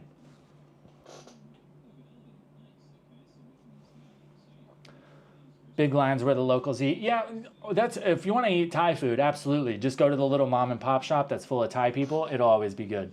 It's a little bit harder when you're going for Western food. Because even like I've been in some Western food places that were full of Thais and the food was not very good.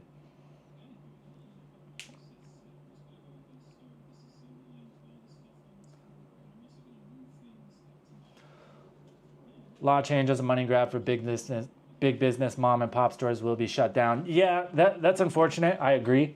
So I can see it from both sides. Coming from the States, I 100% think that even if you're not going to make it medicinal only, there does need to be some more regulations on the shops and the people selling it. Because if you don't do any quality control, it can actually be really dangerous. If people are selling stuff that has mold, or people have used like gnarly pesticides on stuff like that, and people are smoking that, it can really fuck you up. And in Arizona, at least, every shop that sells that weed has to get certified by an independent person, an independent lab that tests it and makes sure it's safe for people to smoke. So I think that it should 100% be a thing. I think shops should have to get their stuff certified. I should think it should be affordable for them.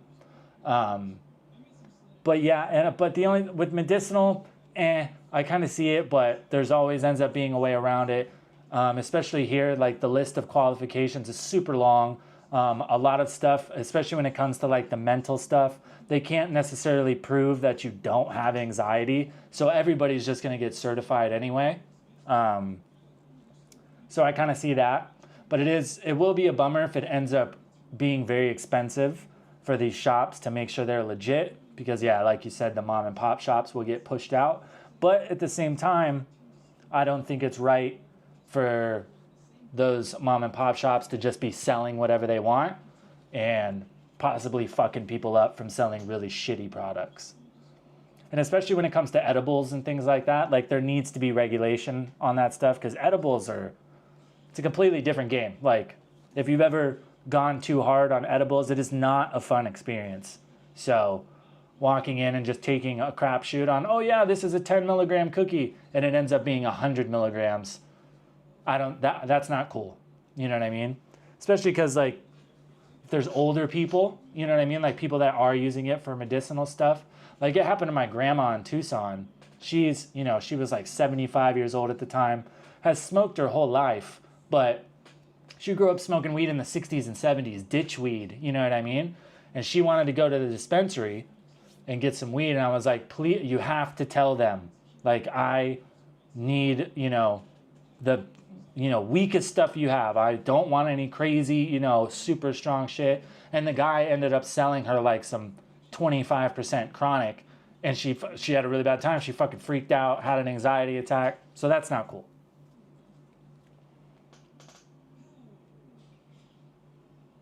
Buddy of mine had forced layover. Wait, hold on. Ooh. Buddy of mine had a forced layover in Miami on the way to Galapagos Islands. Cost him $439 for one night hotel.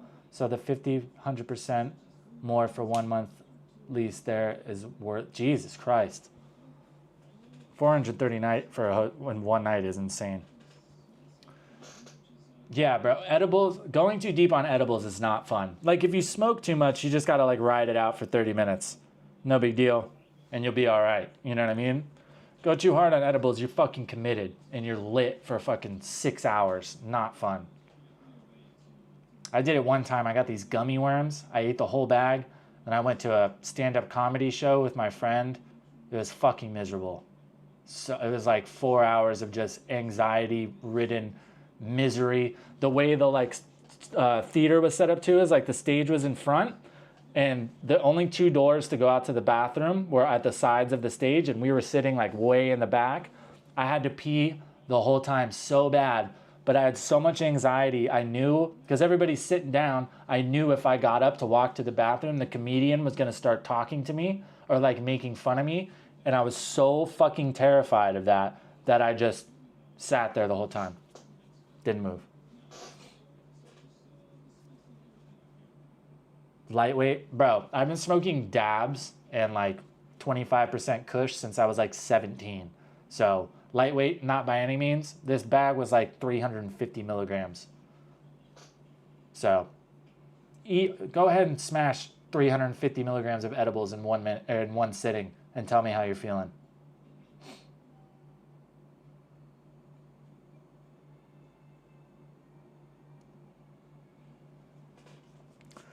Got this edible that looked like a tray of ice cubes. Each said 100 milligrams. There was 10 ice cubes. I thought each one was 10. Each ice cube was fuck. Yeah, it's happened to me a couple of times. One dispensary I went to, they did like these, it was Thanksgiving, and they did like these pumpkin cheesecake bites. And there was 3 in the package. And it was kind of the same thing. I think it was like, it said 300 milligrams. So like I thought, or maybe it was something like that. They were fucking strong. Or I think it was like, yeah, I think it was said 300 milligrams. So I thought each one was 100. Each one was 300 milligrams. And I think I ate 2 of them because they were like really fuck. That's the worst thing, is when they're actually, whatever the edible is actually good, tastes good. And I think I ate 2 of them. And I was, oh my God, dude.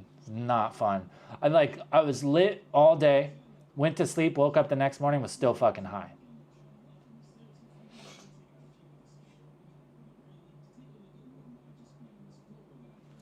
Ate a mislabeled brownie in Jamaica and thought the security guard at my resort was planning to kidnap me and hold me for ransom. Funny now, but not then. Exactly. Like, afterwards, you're like, oh, I was so fucking high and I was freaking out. And then it's funny. But when you're in it, dude, it's not fun. Yeah. So I completely understand it. I tell everybody that. It's like, if you are pretty new to smoking, I would 100% recommend doing a bong rip before you try edibles. 100%. Especially because edibles can treat everybody different.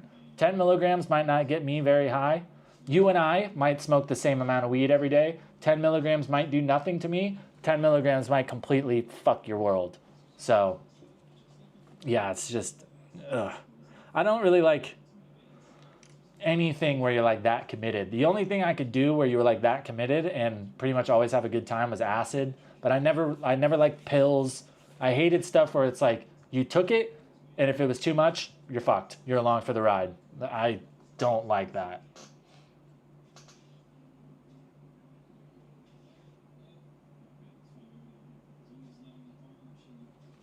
Hear about the Jaunty and condo scams. They said get 30% discount if you pay a year up front. Then the lady disappeared after 3 months. Sounds about right. You got to be careful, dude. I still can't believe how many posts I see every day on Facebook, especially of people like, oh, I'm coming to Thailand in 3 months and I paid 15,000 baht deposit to this person for this condo and now she's disappeared. Does anybody know this person? Blah, blah, blah. And it's like a picture of some random Thai girl. Like, I can guarantee that's not even her picture. It's some random fucking person. Don't, like, sending money to random people over the internet. Like, bro. It's like I feel bad, but after a while it's like, come on, guys. How obvious does it have to be? You're not getting any receipts. You're not getting any, you know. Even if they're like, oh, she sent me a picture of her passport, you have no guarantee that that person, whoever's typing that, that's their passport. What if they just Googled, or they took a picture of their friend's passport and, took their photo or whatever? Like, come on, dude.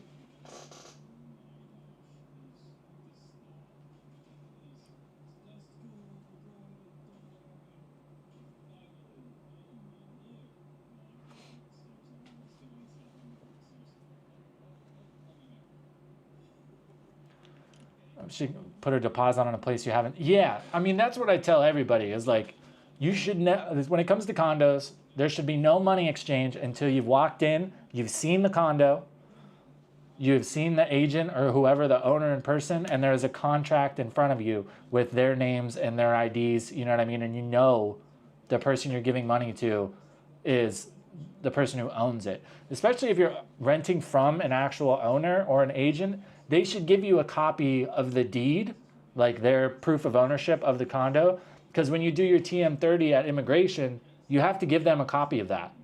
So if you're not getting that, you're probably getting scammed and you're not going to have the proper paperwork for immigration. Move to Samui? I don't think so. Granted, I still haven't been, but I don't know, man. I'll go visit at some point for sure, but that's like the equivalent to me of moving to Phuket, and I don't think I can do it. Tuna on white, no crust, right? What the fuck? Shinobi Business with the $19.99 super chat. Thank you so much. Let me get some Shinobis in the chat.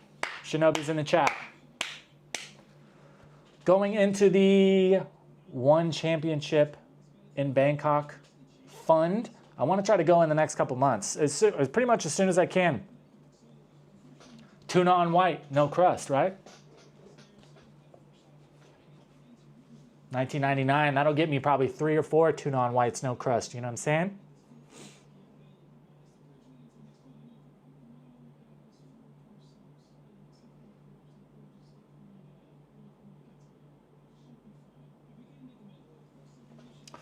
Even some people who live here got jacked for their deposits. Once Shanti and condo realtors scammed 150 tenants. Most had paid a year up front. She dipped. So yeah, that's a fact. And like the thing about it is a lot of the time, even if like your rental is completely legit, you rent from the person who actually owns it, whatever, Thailand is notorious for just keeping people's deposits. The thing about it is like the owner can just come in and make an itemized list and say, oh, 2 of my forks are gone, 200 baht. Oh, the pillow had a stain, 500 baht. And they'll just make a whole list and then boom, and you know, keep the majority of your deposit. And from what I understand, it's really hard to fight that, which is a bummer. Granted, I don't know. I would like to think that you could go to the police and be like, yo, I left this place in perfectly fine condition and these people try to keep 20,000 baht of my deposit. I think the real way to protect yourself from something like that is like treat it like a motorbike rental. When you're getting ready to move in, take pictures of everything. If you see any type of damage, anything, take pictures of it. Make sure you have a note on your phone that shows the date, all that stuff. Show the owner then so you have proof that like, hey, you knew this was already damaged. Make sure you take care of everything, clean everything super good, so you could at least, if they did try to keep your deposit for no reason, you could go to the police and be like, yo, this is what they're trying to say. They're trying to say I damaged this, but here are all the photos. This was already like this, blah, blah, blah. So I think that's the only way you could really protect yourself from that. But that is for sure a thing.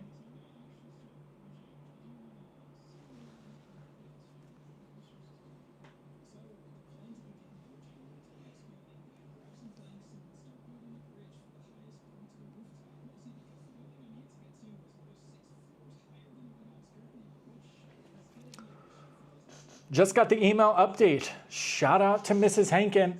Bought 5 beers on Buy Me a Coffee. No crust, right? Appreciate it. Tuna on white, no crust. Mrs. Henkin again with the $10 super chat. Guys, super chats are great. I appreciate anything you guys can give. But if you want to make sure that I get the vast majority of anything you do want to donate, feel free to hit the Buy Me a Coffee in the top of the chat right there.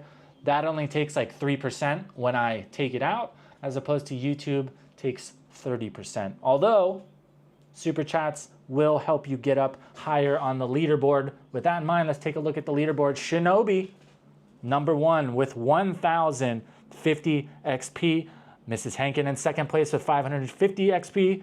Bijan Bay in third place with 150 XP. Starting next month, once a month, we will be giving a cool ass prize to whoever ends up being the top chatter at the end of the month.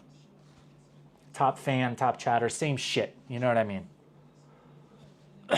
This month will also roll over. So it starts this month, but we'll be announcing the first winner next month. You feel me? Cool, cool, cool. When you do your first walkthrough of your condo, try every switch, bring your phone charger with you so you can test every outlet. Yeah, just don't go through everything. Me now, like I have a list after, you know, looking at quite a few condos and the things that I would always forget to check. Now I have a note on my phone of like, check the shower head height, check the drains, all shit like that. And then just go through that list when you come in. That way, if you find anything that doesn't work properly or that's already broken, you can make notes of it, take pictures. That way you can protect yourself at the end.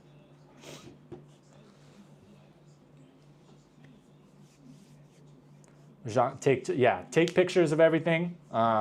It's the same thing like when you rent a motorbike or, you know, rent a car or anything here. Every little ding and scratch, scuff, whatever, take a fucking picture of everything. This coffee's fucking me up, man.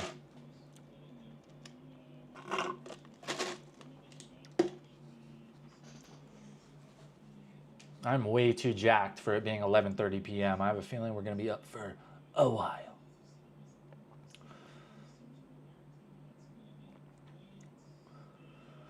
It's the next month hand gesture for me. I don't even remember what I did. I fucking blacked out. Been in the same condo for 2 years now. I know my deposit is gone, but I learned how to go about it next time I'm looking for a place. True. And I mean, it really depends on the deposit too. It's like, if you did do some damage or you did leave the place fucking super dirty or whatever and you lose 10,000 baht, $300. But some places, like, you know, if you're paying 20,000 a month, they want first and last 40,000 baht. That's over $1,000, man. You know what I mean? So that's a lot of money. It's just a principle thing. You know what I mean? If they keep it just to keep it when they shouldn't have, I don't care if it's $50. I'm pissed. You know what I mean? But especially if it's a good chunk of money. But yeah, if you're already committed, or like even with this place, I didn't take enough photos or anything, but I think the owner like remodeled this right before I moved in. So I haven't really found anything that was like broken or damaged, and I'm like pretty good at taking care of shit. So we'll see. Pinging off that coffee. I'm telling you, man, not only does 7-Eleven coffee taste good, it's like, I'm telling you, I don't know what kind of beans they use or what, but I'm fucking jacked.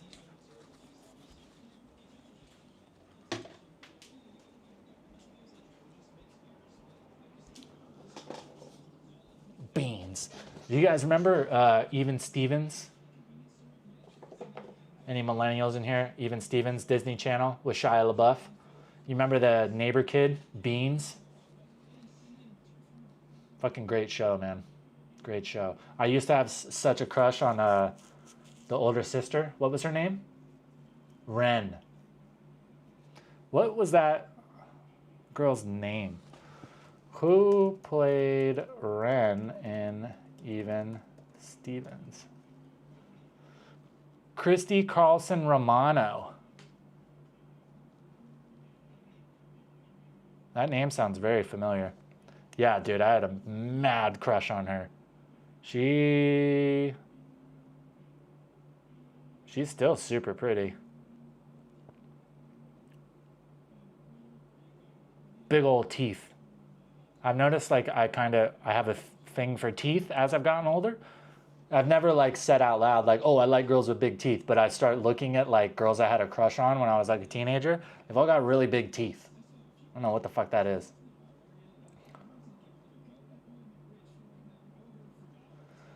Ready to the airport, last leg home. I will see you later. Have a good flight. Let me know when you land. Godspeed. Last leg. At least you got some sleep though. Make it a whole lot easier. And it's a short run.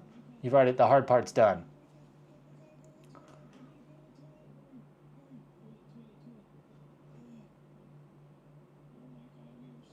Land of the Bot Man. Duh. That would be... You kind of just gave me an idea. That would be like a funny Instagram series to do reels. Botman. So it's like a Batman spoof of like a Thai superhero or like a expat superhero. Botman, but he just dresses up like Batman, but he just goes out and drinks like 10 a.m. chongs and like is constantly like getting scammed by bar girls he thinks are in love with him. That's actually pretty good. I'm gonna write that down.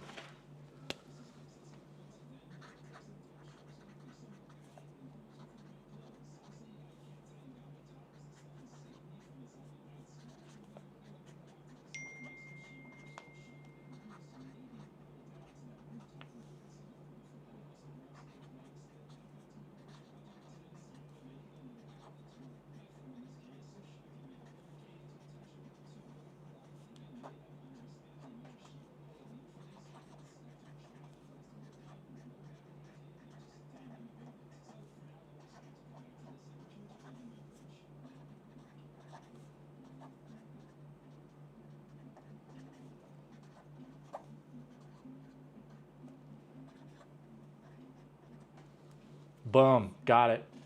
If it goes viral, I'll give you a kickback, JM. So Botman, Insta series. Expat Batman that just gets blacked out drunk at 9 a.m. and gets constantly scammed by bar girls. I think that's pretty good, dude. That could be funny.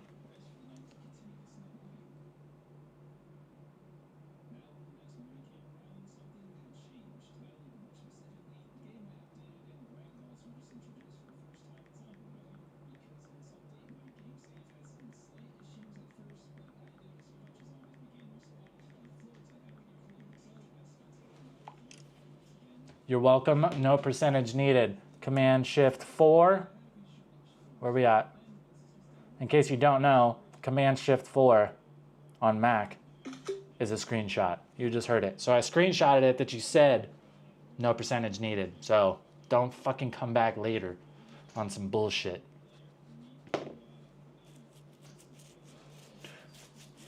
You know the coffee is good when your fucking beard is itchy.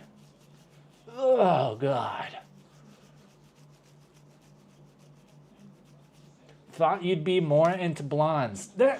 Yeah, it's like, there's like some blondes I've had a crush on, but like when I look back at like all, you know, women that I've had crushes on or that I thought were attractive throughout my life, most of them are brunettes. It's like I can't really think of any blondes that I was like really into. Not really, man. Most of the crushes I had, especially when I was like growing up, brunettes. You know what I blame it on? One, what was the like evil girl's name from Kim Possible? Shigo. You remember her? The girl that with like the black hair and like the green and black suit. I blame it on her.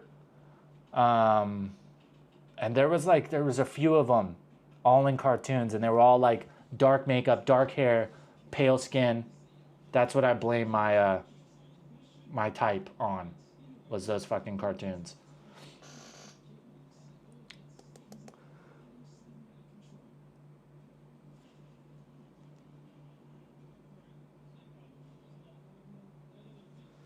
I had one championship media passes, but when I moved here, the fight card started at 6 a.m. on Saturdays, and the arena is in the middle of nowhere. It was for U.S. airtime Friday night. So that's this one that I want to go to is Friday night fights. Now, though, the one they do it at Lumpini Stadium, which is, I mean, it's in Bangkok, but it's like North Bangkok. It's pretty far out there. And it's like normal Friday night time. How did you get media passes? That would be fucking cool. I would love to see if I could do that. If I could get a media pass, that would be fucking sweet.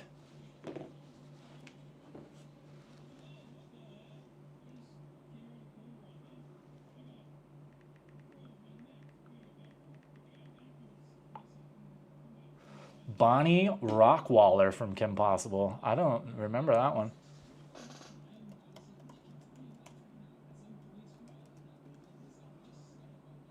Oh, yeah. The cheerleader? Yup.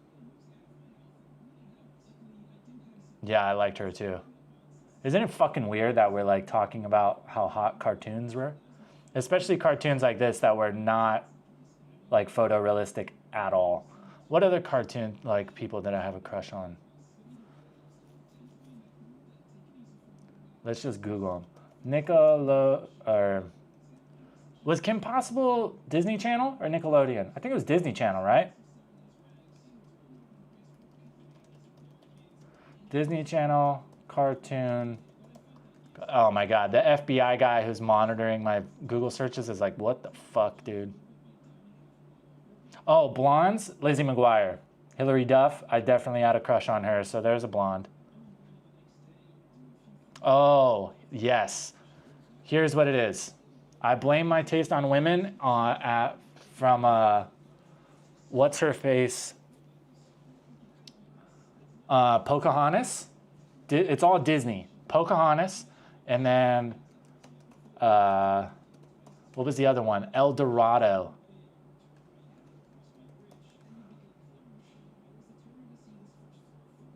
Chell, yes.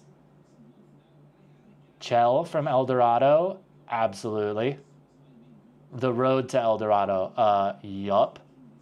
And then I think there was one more.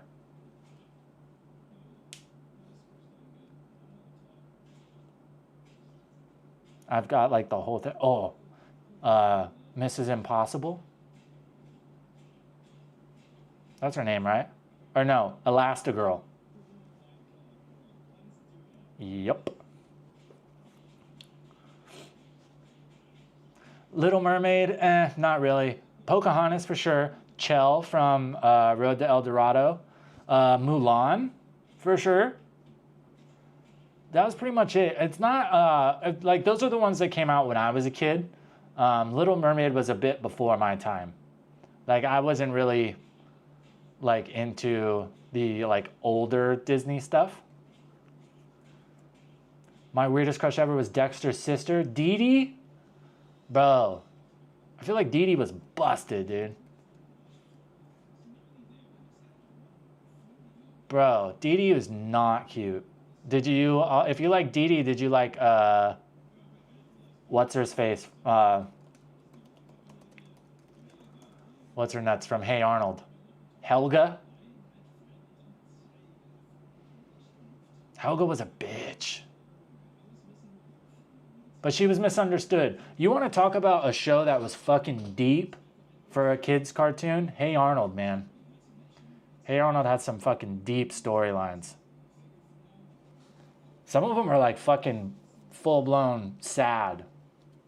I remember some of them like ripped my guts out. The one with the turtle, when they rescue the sea turtle from the fucking aquarium, and the sea turtle's got like graffiti on his back and shit, and he's all fucked up. I think that like literally between that and Crocodile Hunter like structured my entire view on like animal, you know, rights. Now I'm still thinking about Chell from El Dorado. Like, it was ridiculous to make a kid's cartoon girl this fine. Oh man, I bet now with AI and everything, I bet there are some weird fucking videos out there, if you know what I mean.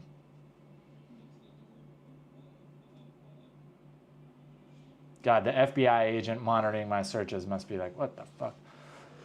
Most charge you 500 baht to have it cleaned before you move. They deduct it from your deposit refund. See, I'm cool with that. Like, that's totally understandable. It's like, yeah, I understand you want the place deep cleaned before somebody else moves in. 500 baht, fair, cool. But minus any damages or anything like that, or, you know, stuff that's missing, that should be it. That is another thing that I kind of tell people is like, it's, for me, I would rather move into a place that's completely empty. Like there's just furniture and you've got to get your own pots and pans, silverware, your own, you know, blankets, pillows, stuff like that. And then you could take all that stuff with you, because what they'll like, what I've seen with a lot of people is like, they'll say you broke the coffee maker, or you took the pots and pans with you, so now they're keeping that part out of the deposit, or you got stains on the blankets and those are 3,000 baht to replace. You know what I mean? So if you have all that stuff and you just take it all with you, minus you like breaking furniture or something, or, you know, putting holes in the wall, what could they really say that you damaged? The FBI AI bot, right? Yeah, I'm sure the AI bot have like flagged me by this point.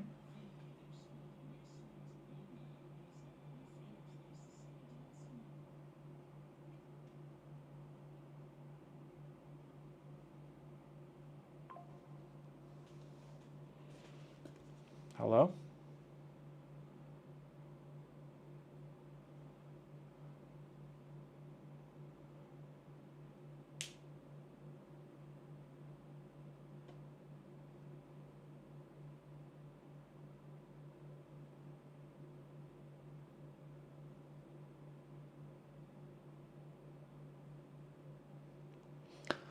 Wait, so Little Caesars hot and ready pizzas are $6 now?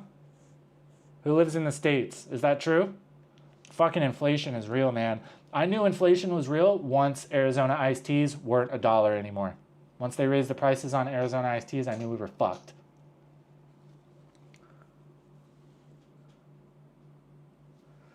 She was on Girls. Christy Carlson Romano. She played the chick who talked fast as fuck. What is Girls?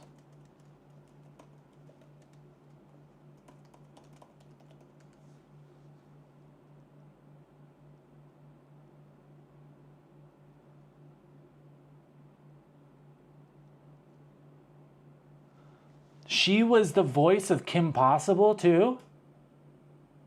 I didn't know that. Wow, she was official, huh?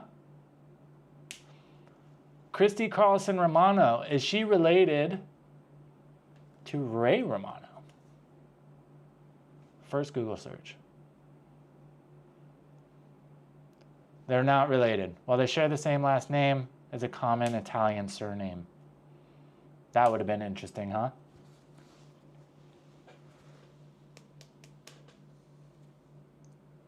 My memory as a kid was one day Cartoon Network site got hacked and all the games and videos got replaced with corn.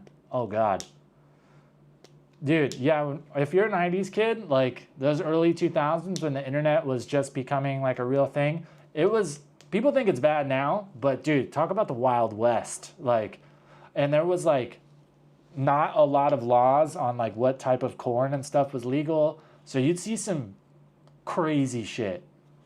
Yeah, and being like a young man, and you go from, like when I was little, it was all about like trying to get like somebody's older brother's Playboys or something like that. And then boom, internet hits, and all of a sudden it's like floodgates of all the wildest shit. You have no idea what you're looking at, and like fucking crazy, dude.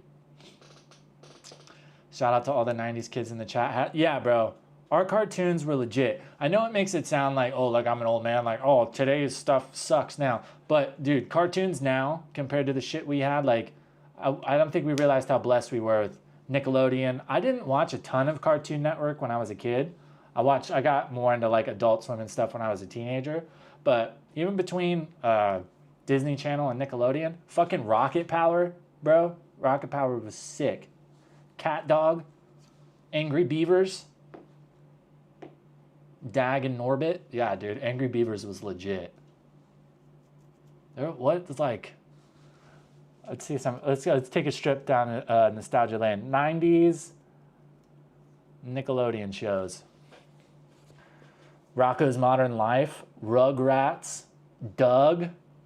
Another show that was surprisingly deep sometimes was fucking Doug. All that. I didn't really. Amanda Show was okay. I liked All That more. Keenan and Kel. I love orange soda. I do. Ooh. Cousin Skeeter. Bro, I forgot about some of these. Wild Thornberries. Dude, there's some legit ones.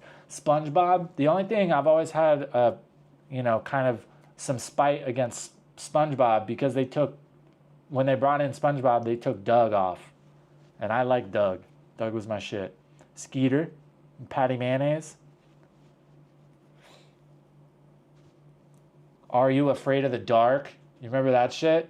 That was scary. I remember there were some fucking scary ones on that.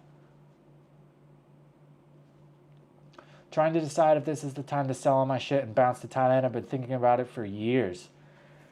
I'm a firm believer, bro, and like, there's like a Japanese saying, the best time to plant a tree was 10 years ago. The second best time is today.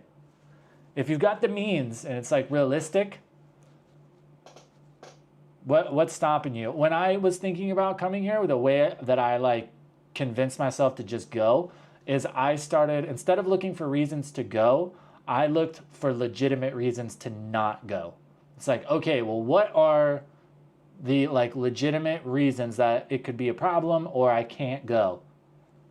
And once I had those, I weighed them against the reasons I should go, and it was landslide. Like, my pretty much only reason for why I shouldn't go is, what if it doesn't work out? Okay, which is fair, but what if it does? You know what I mean? They gave me the media passes because I'm a sports writer. Damn, Bijan, am I lagging that bad? Did they reach out to you, or did you reach out to them? Because if you reached out to them, if you wanted to let me know how you reached out, that would be cool. So I could do the same.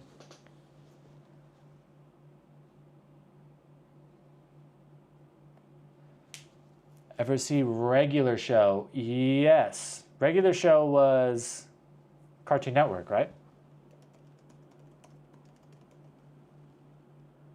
Yeah, it's Cartoon Network. I think this was a bit after this was after my time. This is 2010. I was already out of high school by that point.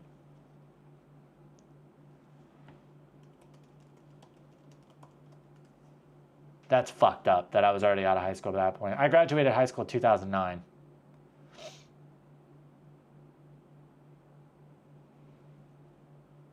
Disney had some bangers too. Chippendale Rescue Rangers, that used to be my fucking shit when I was a kid. Goof Troop, Gargoyles. You guys remember Gargoyles? That shit was tight.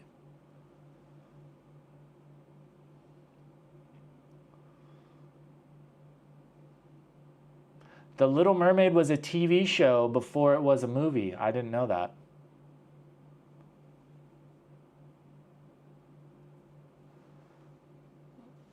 I think most of the shows I watched on Disney were in 2000. Yeah, Even Stevens, Phil of the Future. Kim Possible is Disney? I didn't know that.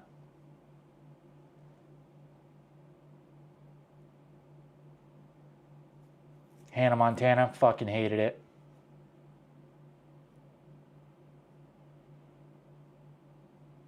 Lizzie McGuire, That's So Raven, hated it.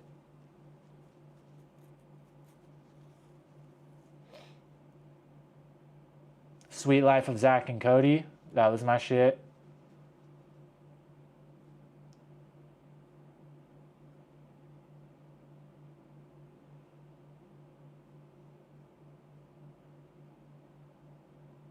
Yeah, Disney was pretty good, but Nickelodeon was by far superior.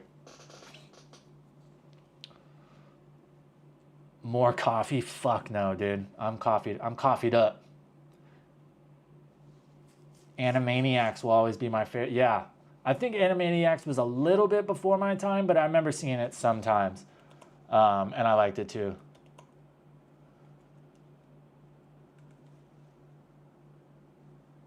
Yeah, 1993. So I was little. I remember seeing reruns, and I liked it though. I think a lot of those were like a bit before my time. My like big ones were Rocket Power. I fucking loved Rocket Power. Gargoyles. And when I was little, it was Power Rangers. I was fucking obsessed with Power Rangers. Siam can be challenging and full of eye syphilis. What the fuck does that mean? What is eye syphilis? Guys, I'm going to take a little smoke break real quick, but I can still see the chat. And this is, my door is literally right here. No peeking, bro. Don't try to look out and see what's around and then fucking dox me. I'm watching you. Ow.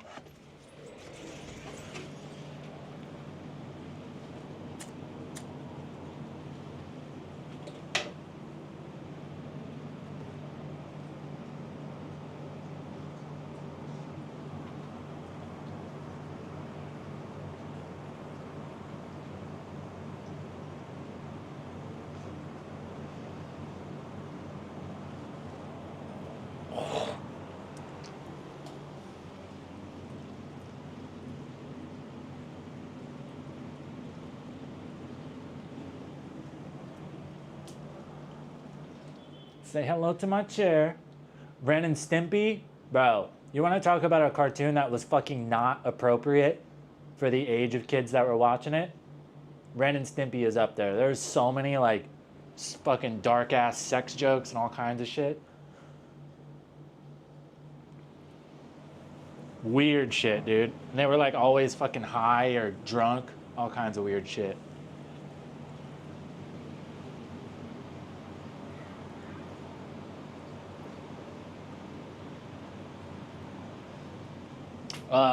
Rocco's Modern Life, too. That had some fucking adult concepts.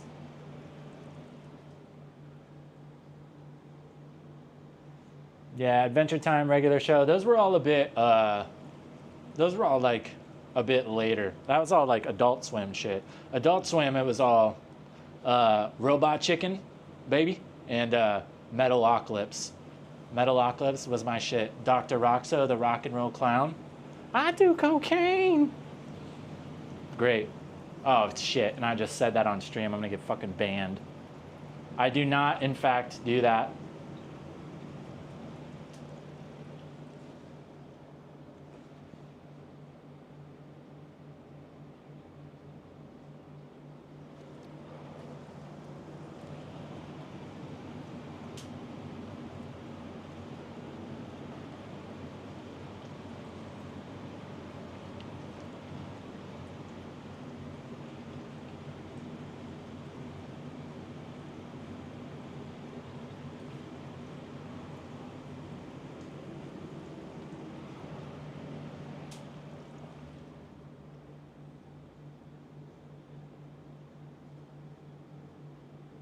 Quoting now that was Adult Swim cartoon. That's why it could probably get me banned. Adult Swim was, dude, especially like those first few seasons or like the first few years. There were some wild ass shows on there. What was the one? Super Jail. Did you guys ever watch that? Where it was just the jail guards were like robots and they were just constantly like brutally murdering all the inmates.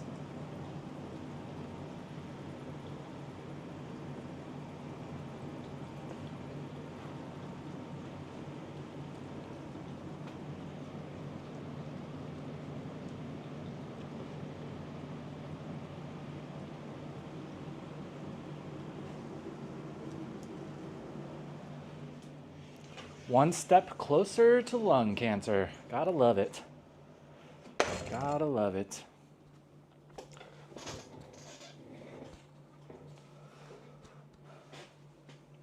Samurai Jack. Yeah, I forgot about that one. A few days ago, I asked AI to generate Dark Souls-like of Samurai Jack, and it cooked.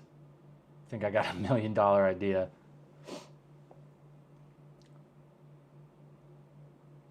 Sick of YouTube telling us how to talk and think anyways. Yeah, dude. It's such a bummer. Like, I wish I could just be fully transparent on YouTube. Like, just talk how I actually talk. You know what I mean? Not that, like, I'm pretty close. But there's definitely been some times, especially lately, with, like, the news story stuff.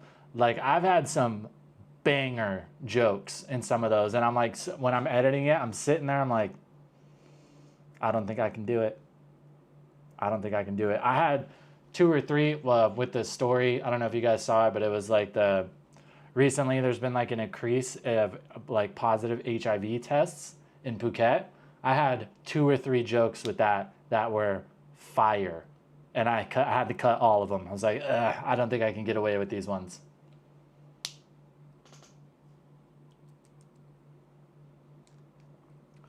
I miss Robot Chicken for some of the wildest takes on pop culture. Dude, Robot Chicken was great. My favorite one, like my favorite clip, even though there were so many good ones from that show, was the gummy bear. I'm a happy gummy bear, and he's skipping, and he lands in the fucking bear trap and just screams all crazy, chews his own leg off, and he's like, oh, thank God, takes another hop and lands right in another one. Bro, that shit killed me. Killed me. How often do big name rock bands play there, like Shinedown, Pantera, and Godsmack? Is Shinedown, are Pantera and Godsmack still around? I would be very surprised if Godsmack was.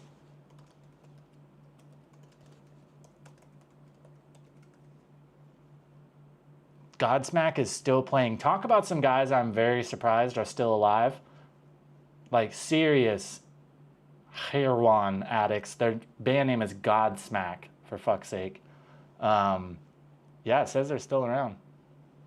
I don't know. I haven't seen anything like that. Most of the like big artists that come here now is like usually rappers or like K-pop groups. Speaking of K-pop groups, Blackpink is coming to Bangkok. I want to go.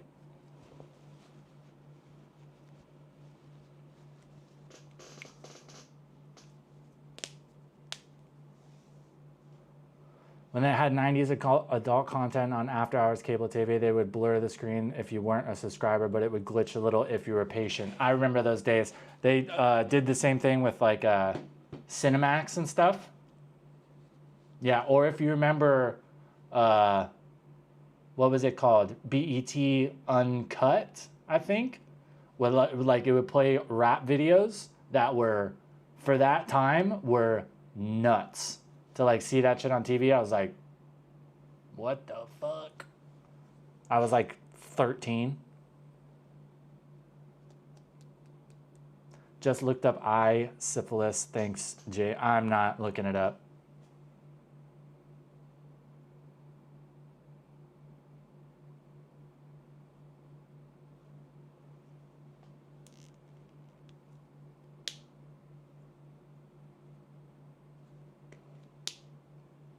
Ian knows about conjunctivitis, I'm pretty sure. What the fuck is that supposed to mean?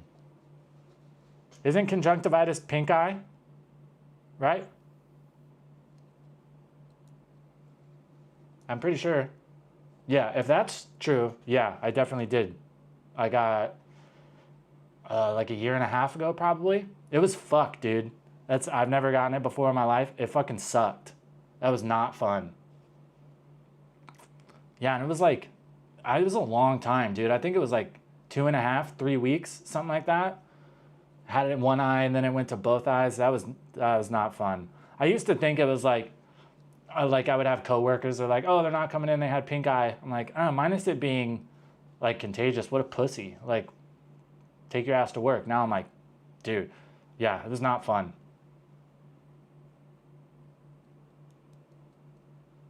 Emailed one championships press people. Bijan. Sick. That would be fucking rad, dude. I would really appreciate that if that can be a thing. Even if it doesn't, I appreciate you emailing them. That would be super cool. Wayno got it bad too. I wonder why that's a thing. Like, it seems much more prevalent here. I don't know if it's like the climate or what. I couldn't figure out how I got it. Like, I wasn't doing anything or putting my face anywhere that would, inhibit that. So I don't know what it was. In Ireland and in the UK, after hours, a show would do live autopsies and do things like, this is the lung of a smoker and this is a clogged artery. Ugh. I hate like medical stuff like that, dude. I've seen like some videos of like surgery, like when they do the incisions. I'm like, Jesus. Blech. Thailand version of pink eye looks hardcore, to be honest. I think it's the water. I guess that could make sense.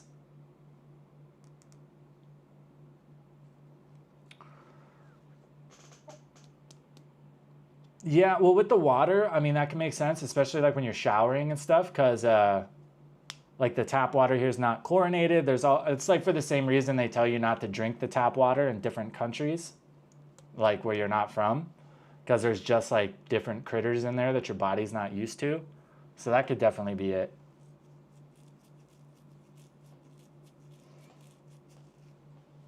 Try training Thai boxing. That's what took me to Thailand in the 90s. I have not. I would totally be down, but I would just be doing it to like work out. I wouldn't be like looking to fight or anything. I'm too old for that. Not that like I'm physically too old, but I would just get my ass whooped walking in there as like a 30-something-year-old guy that's never done it before. I'd get in there with some 19-year-old and he'd fucking beat the shit out of me.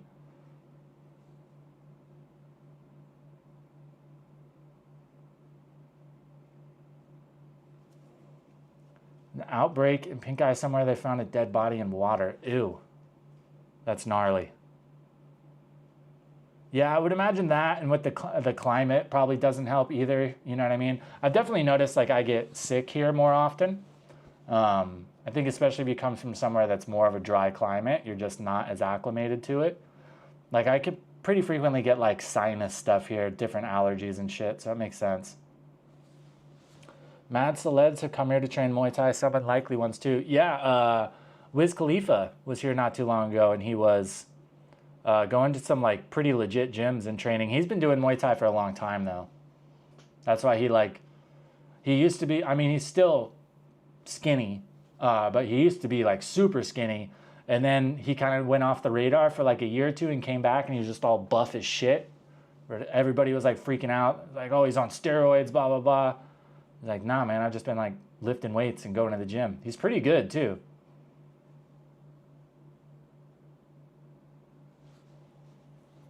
YouTuber named Vante Vlogs got pink eye. Yeah, it's definitely pretty common here. I know quite a few people that have gotten it. I had never had it in my life. I didn't know what it was at first. I thought like I had like a sty or something.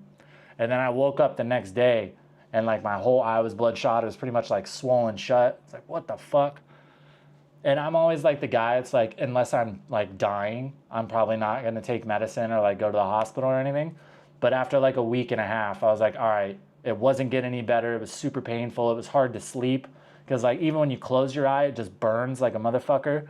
Opening it, it burns even more. So I finally went and got like some medicated eye drops and then it went away within a few days.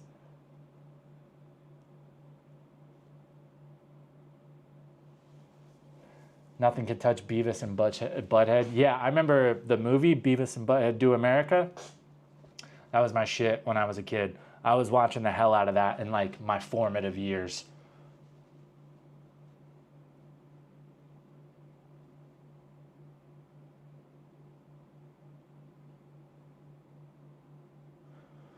Mookie Betts stars in commercial for new animated movie Bad Guys 2. Man, I don't know if we got any baseball fans in here, but I'm a Dodgers fan. They've just been fucking playing like shit. The last like 10 games. Minus Shohei. Shohei is hitting good. Teoscar Hernandez is hitting good. Pitching is doing okay, but besides that, like Mookie has been hitting like shit. He's still hitting the ball just as much and making good contact. It's just fucking weak fly balls every single at bat. It seems like he got a double yesterday, and I was like, treated it like he had just gotten a walk-off home run because he hasn't gotten fucking hit in so long. It's painful to watch a team that should be completely dominant like them, and then they're just like, they got swept by the fucking Brewers. Brewers are decently good this year, but they should not be sweeping the fucking Dodgers. And they played yesterday. They're playing the Twins right now. Yamamoto, Japanese guy, like their best pitcher, he made it through 6 innings, gave up 3 runs, I think, was still pitching good. It was tied. It was 3-3. And then they took him out, and then they gave up like 7 runs in 3 innings. It's fucking painful to watch.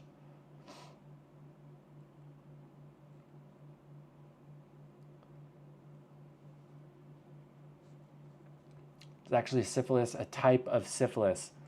Isn't syphilis is a virus, though, isn't it?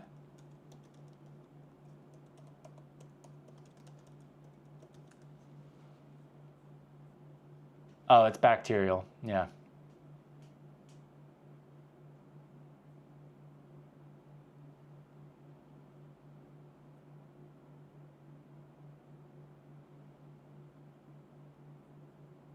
I know canker sores are a type of syphilis, aren't they? Or is it herpes?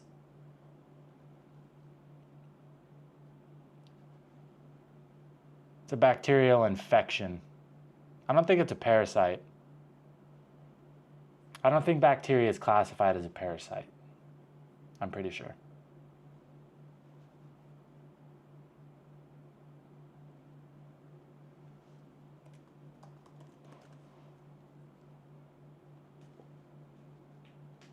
Yeah, it's a bacterial infection.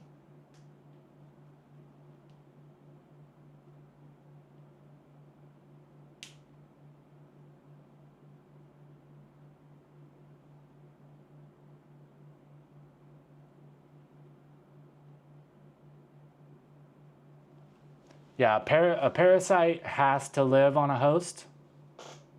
A bacteria is a single-celled microorganism that can be parasitic, but it can also exist independently. That's the difference. So when you're infected with it, technically it's parasitic, but for it to be classified as a parasite, it would have to only survive when it has a host, as opposed to a bacteria can live by itself. So that's the difference between a parasite, a legit parasite.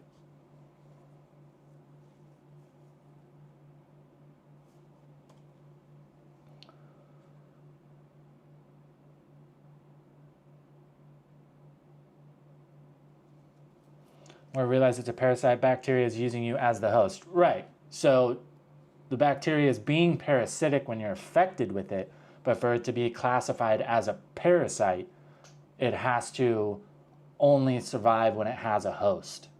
That's the difference between a parasite and bacteria. Bacteria can live outside of a host. That's how you get infected by, if it's on a table or something like that. A parasite will die without a host. Are there foods you miss from home that you can't get there?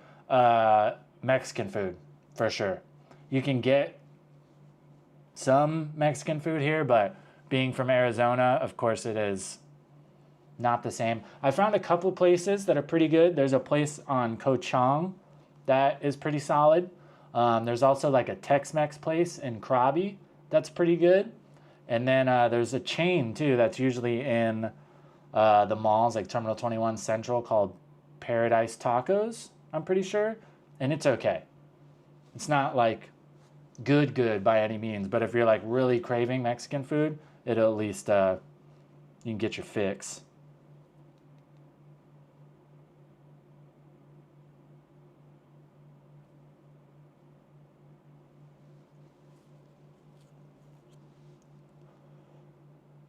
What the fuck?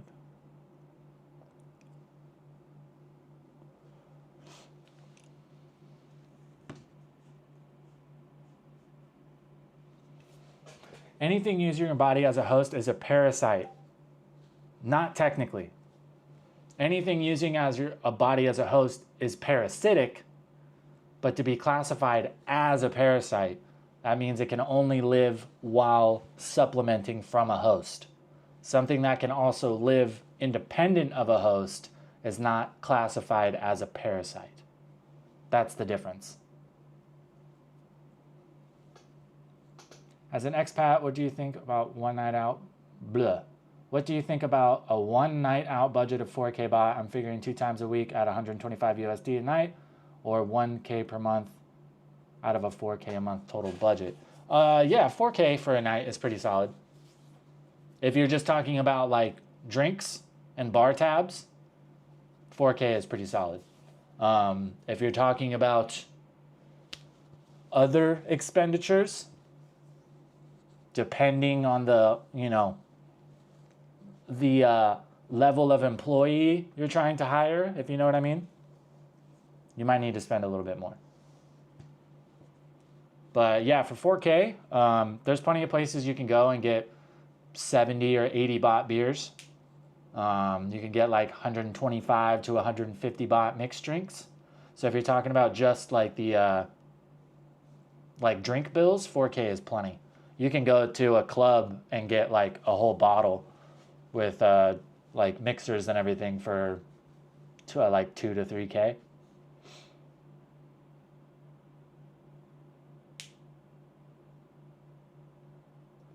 Some women can be parasitic, but they're not parasites. Exactly, Adam, because they can live by themselves. But when they do find a host, they will 100% latch on. I can attest to that, for sure. After watching Jean-Claude Van Damme's Bloodsport movie as a 7-year-old, the seed was planted to live in Thailand. I think you are not the first one to be dealing with that. What was my... I think the real, like, I was always kind of interested in Thailand because I always, like, followed Muay Thai. And I was really into, like, when I was a kid, I still am, but I was always interested in, like, war history. And I thought, like, the fact that Thailand had never been colonized, Thailand was, like, renowned for its warriors back in the day, so I always thought that was cool. But the thing that, like, really hammered it home, probably Hangover 2. That night when they're in Bangkok, I was like, if that is even remotely what it's like, I am fucking down. And I was like worried about it when I was coming here. I was like, man, I'm probably going to be disappointed. Then I went out for a few nights in Bangkok. I was like, oh yeah. Everything they go through in that movie, 100% capable of actually happening in Bangkok. The only thing that wasn't super accurate is the blackouts. But that's only now. I know that used to be a thing.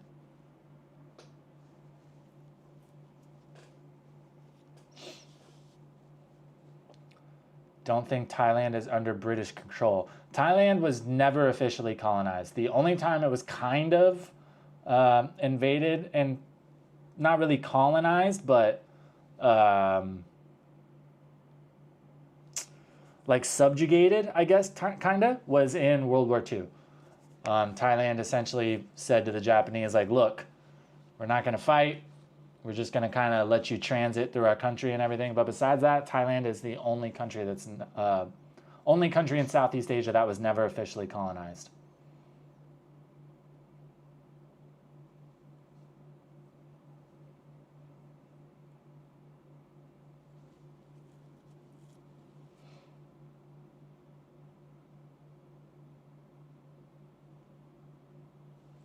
Nah, Thailand is definitely not under British control. You want to see a crazy embassy? You should go look at the grounds of the U.S. embassy in Bangkok. It's fucking insane. The U.S. I think the U.S. embassy in Bangkok is like one of the biggest, if not the biggest, in the world. I want to say.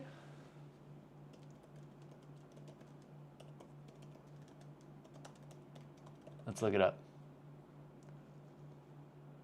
Oh, I guess the biggest one is in Baghdad. That's pretty crazy. Huh. I must be thinking of somewhere. I must be confused.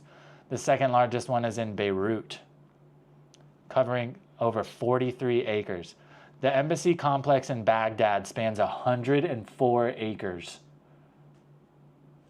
That's insane.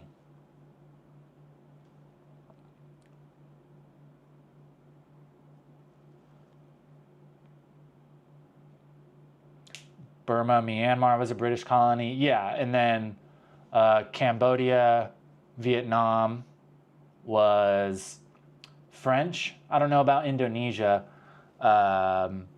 Philippines was colonized by the Spanish for a long time. Yeah, it's pretty crazy. If you like look at, I saw a map yesterday, I think, that showed like the whole world, and it was every country that has been under European control at some point. It was fucking insane. Every country that has been under European control at some point. Yeah, here we go. It's literally, dude, it's massive. It is literally like every single country. The only ones that so technically, like they say, Thailand was under the European, or no, actually it wasn't. The only countries in the world that have never been under European control: Korea, North and South, Japan, and Thailand. There's a few more that weren't technically ever colonized, but they were under the European sphere of influence. Places like Mongolia, it looks like, and then I don't know what country that is. Saudi Arabia, maybe. But yeah, dude, it's a wild map. Google every country that has been under European control at some point. Go to images and look at the first map right there. It's fucking insane. Especially with, I mean, there's another country in Africa right here on the west coast. But besides that, it's everywhere.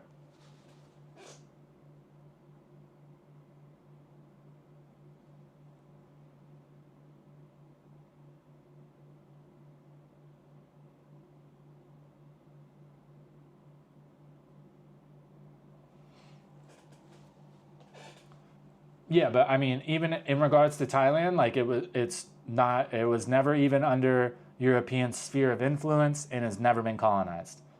That's why it's like such a big deal, because it's not only, just Southeast Asia. It's like pretty much the entire world at some point, and not from just British colonies, but this is European in general. Because remember, Dutch, Spanish, you know what I mean? They all went out and got all kinds of places. So Thailand, Japan, Korea. That's pretty much it.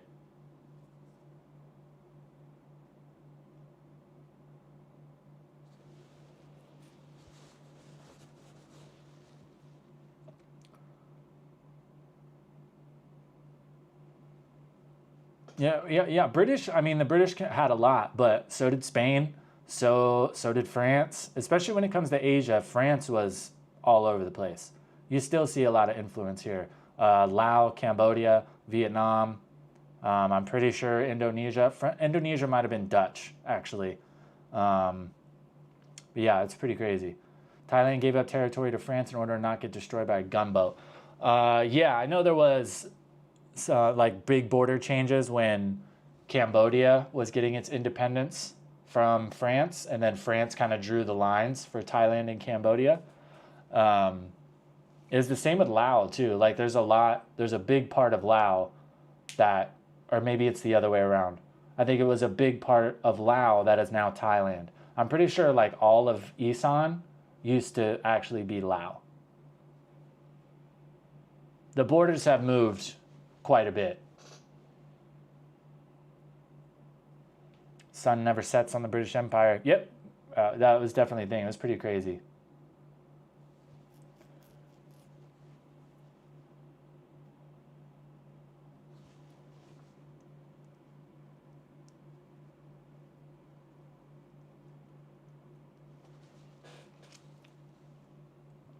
I think that's a really cool thing about Thailand, though, is because it's like, granted, there's still like some European influence here because they were surrounded by European colonies.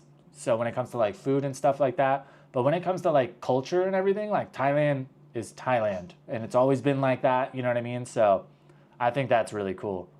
I mean, pretty much anywhere else you go, you know what I mean? Even in like Vietnam and stuff, there's like croissants and shit everywhere. You're like, I don't think Vietnamese people started making their own croissants, you know?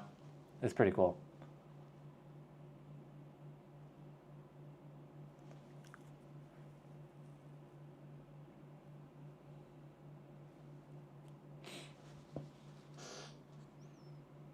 Knowledge pretty on point. I do my best. I've always really enjoyed like geography and like world history type shit, you know what I mean? I think that like influence of countries and cultures across the world is really interesting because when you go to different parts of the other side of the planet and you see stuff that's similar, you're like, why is this here as well? And you start looking up the history, you're like, oh, fucking Dutch people were here for 600 years or whatever. Another really interesting one is Egypt. If you look at like the control over Egypt throughout like the past fucking 2,500 years, that's pretty cool too.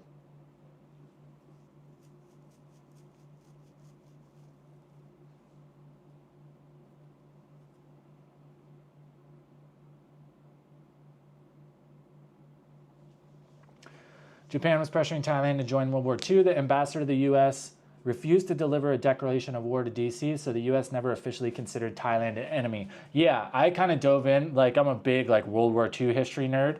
And then once I started learning about the fact that, because I knew like the bridge over the River Kwai, and I knew Japanese was here, and like Japanese launched some attacks on British ships in the Gulf of Thailand. So I knew they were here, so I started looking it up. I was like, how were they here if they weren't technically conquered or whatever? And the like game that Thailand played to kind of appease the Japanese to make sure like Japanese didn't come in and fucking decimate the country like they did to so many other places in Asia, while also playing to the Americans to make sure the Allies weren't going to come in and kick the shit out of the Japanese and then redistribute Thailand to the Allies like they did with so many other countries. The game that they played, it's super interesting if you dive into it. They took some big risks and it kind of just worked out the entire way. Granted, there was still some bad shit that happened with the Japanese here. There was still some like fucking war crimes and stuff. But compared to what it could have been, it's pretty wild.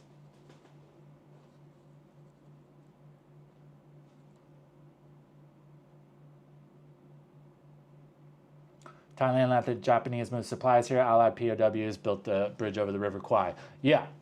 Burma was a big, like, essentially stronghold for Japan. So everything they could to take stuff across from the, like, Gulf of the Philippines? Philippine Sea? I think it's Philippine Sea. Yeah, that's why they built that whole railroad. The railroad's still there, too. Granted, it's been like rebuilt and stuff since then, but yeah, it's still there. I went to Kanchanaburi and I went to where I went to the bridge over River Kwai. Granted, of course it's not the same bridge anymore. It's been rebuilt, but they have it's really like beautiful place, a part of Thailand. They have a really cool museum there too. If you ever, it's only about like hour and a half outside of Bangkok. If you ever got a day, it's totally worth going and checking out.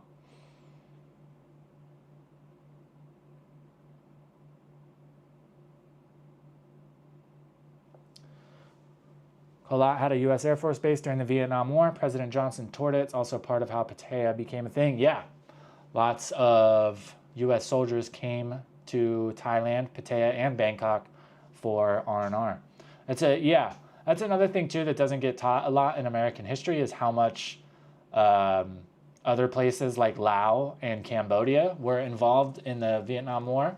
Like Laos, and we Americans bombed the fuck out of Cambodia and Laos because that's where the Ho Chi Minh Trail actually went outside. That's essentially how they would get down to the south of Vietnam, is they would swing out into Laos and Cambodia and then come down.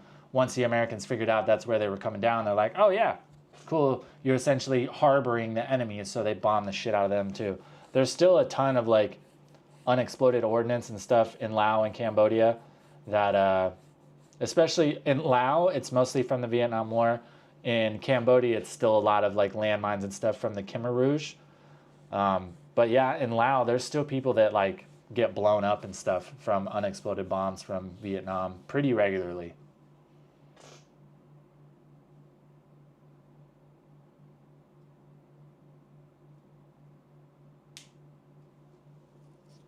Pattaya always has highest concentration of Americans. I don't really think it's like that anymore.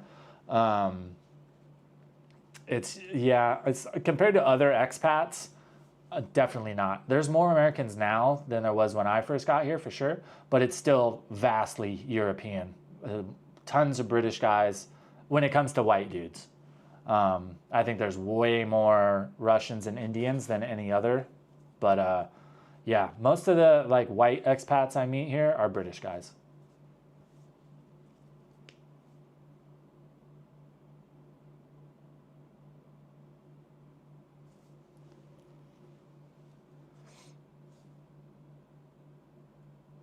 Find it odd they talk about the Khmer Rouge, but don't talk about the bombing of the countryside that created the Khmer Rouge and forced them into the cities to avoid getting bombed. Yeah, it's a pretty interesting story of how like the Khmer Rouge came about. That's one of those ones. It's like I think it's important to like learn about those types of things so we can keep ourselves educated to, God forbid, see something like that coming again in the future. But that's one that's like hard to read about, man. It's like that was fucking dark. A lot of people went through some really bad shit during that whole thing. It's always hard to read about stuff like that and just like getting a real reality check on what people can do to other people, especially when it's something like that, when it's your own countrymen, you know what I mean? That's fucking crazy. Not that it's justifiable, but I guess it makes more sense when you're going in, you know, armies are going into a country of people that aren't like them, so it's easier for them to kind of separate from, you know, put that line between like, oh, they're not like us, therefore they're less than us. So when a country can do that to its own people, it's dark, man. I mean, another one still going on is the whole civil war in Myanmar. I spent like a week learning about how that's become a thing and why it is what it is, and that's another one that's just like, it's crazy that it's not in world news or nobody talks about it, you know, especially when America talks about all these things like, oh, we protect democracy worldwide and blah, blah, blah, but like they don't give a fuck about Myanmar, which is the whole reason that whole civil war is happening, is because the democracy was taken away from its people, and they're like, fuck that.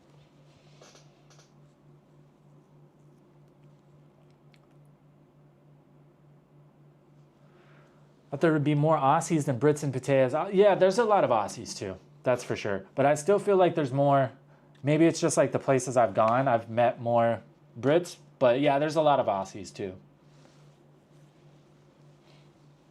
Tempus philosophical political sage. I'm about it. I like to stay educated on that type of stuff, but it's hard to like, it's hard to like have those conversations because a lot of people just, it's not something they think about, and they're like not genuinely interested in it. Like me, I go down fucking rabbit holes. I find all that stuff super intriguing. So it's like I'm pretty knowledgeable about most of those situations, really knowledgeable about specific ones, like, you know, World War II, Khmer Rouge. But it's just a lot of people aren't. And it's like, understanding that reality of like this shit is happening and it's continued to happen and it's happened all through human existence and it's probably going to just keep on going.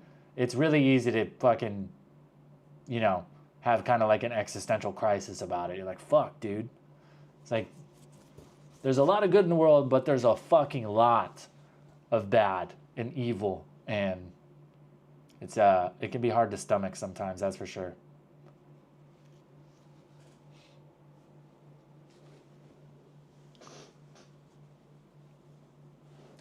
Tempus just got approved. Real. Alex Bloom, my man. I appreciate it. Try to be, man. Try to be. I think the best thing you can do as a human being is just stay informed, dude. If you have an opinion, be fucking educated about it. Too many people talk about shit that they have no fucking clue what they're talking about. And that is just so fucking annoying to me. I'm sure it is to you guys too. Like getting into an argument with somebody when they obviously have no fucking idea what they're talking about, but they try to tell you that you're wrong. I fucking want to punch you in the face, dude. So annoying.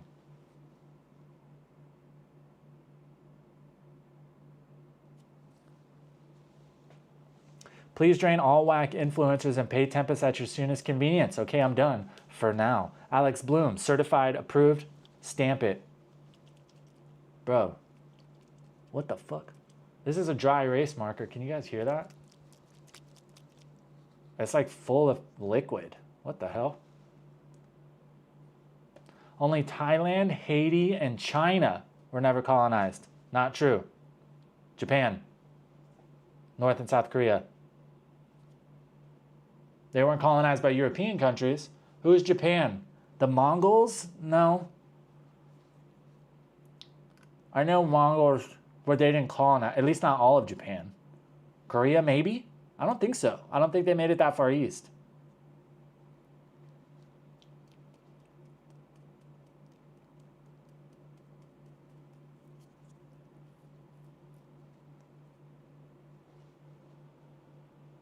I think, well, I guess it depends on what your definition of colonized is. I think most people, when they talk about colonization, they're essentially talking about European colonization.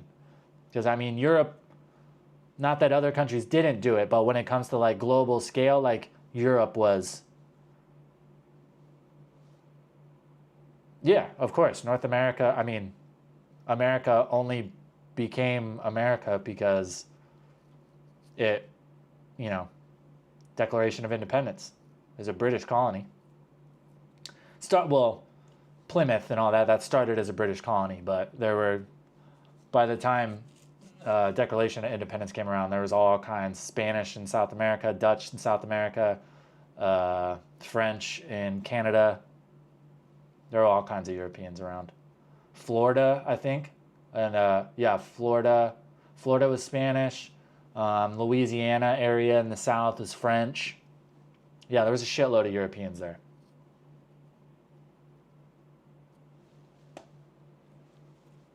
I think Dutch were in mainland, like United States as well.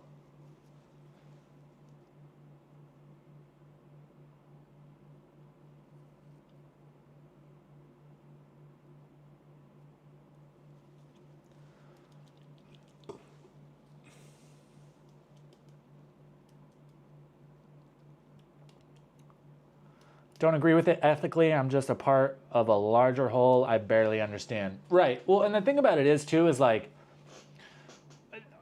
a lot of people take colonization as a whole as like this super unethical thing. And like, you know, these European countries went around the world and just destroyed everybody else's culture.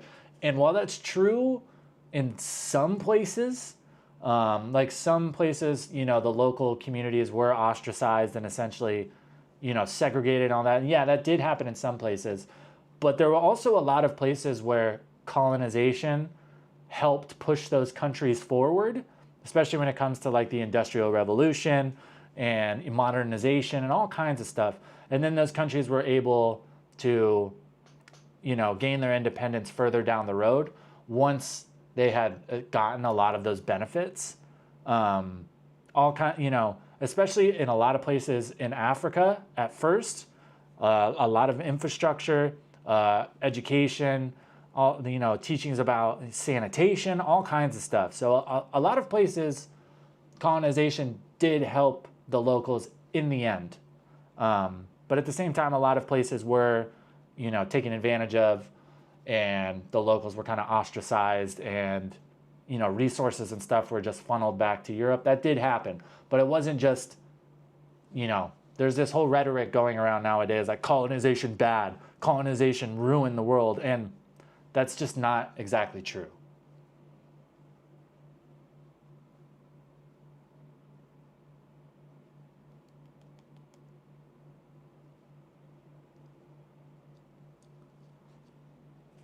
Dutch colonized the Northeast. New York was originally called New Amsterdam. I didn't know that.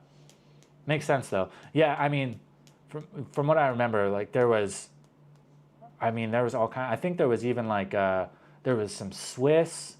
There was a ton of European countries all over North America, which, I mean, it makes sense. North America is fucking massive. Suffering sucks, but good things happen sometimes. Buddhism says we can't avoid suffering. We have to learn from it and be better. I agree. I always say life is all about perspective. You can't enjoy good things unless you've had to deal with bad things.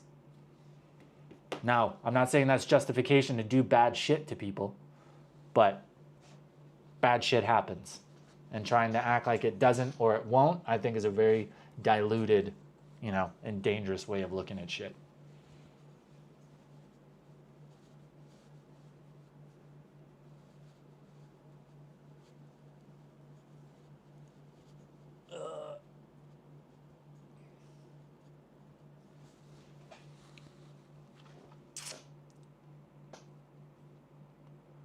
Moors controlled Spain from 711 to 1492. Yeah, if you guys want to go down like a crazy rabbit hole of like colonization and its influence on modern culture and, infrastructure and governments and stuff, look at the history of Egypt. It's fucking wild. Egypt's been around for a long time, I'm sure you know.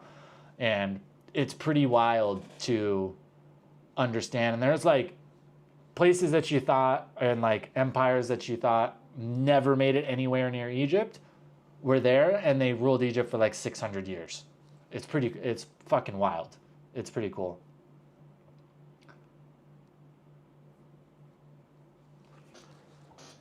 Smoke break. I can still see chat.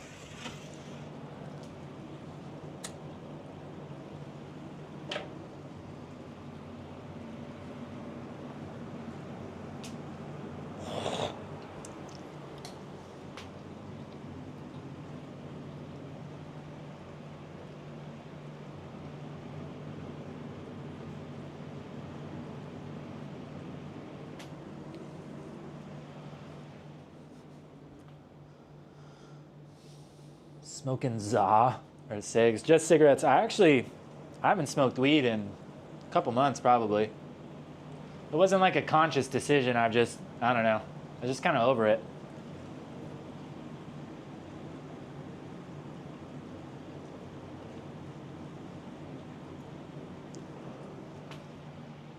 It got to the point where I was just like, I would take like one bong hit like as I was laying down for bed. And that was pretty much it. And then the last time I bought weed was like 3 months ago. And I was just doing that like one hit a day before bed. And then that ran out. And I was just like, I haven't like wanted to buy anymore. I have noticed as I've gotten older, it's just like, it does make me a lot more fucking lazy. And if I get high during the day, I'll just watch YouTube and not do shit. When I was younger, I used to just, smoke every day, all day, and still do what I needed to do for the most part. Now it's just like kind of an excuse to not do shit, which is the last thing I need.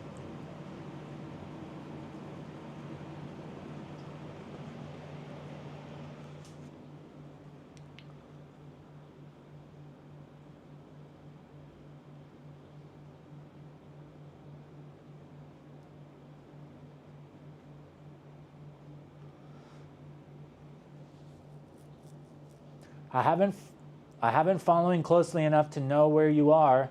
I haven't been chasing, but loving it. That's kind of creepy. the way you said that. I hope you don't know where I am. Not specifically, at least.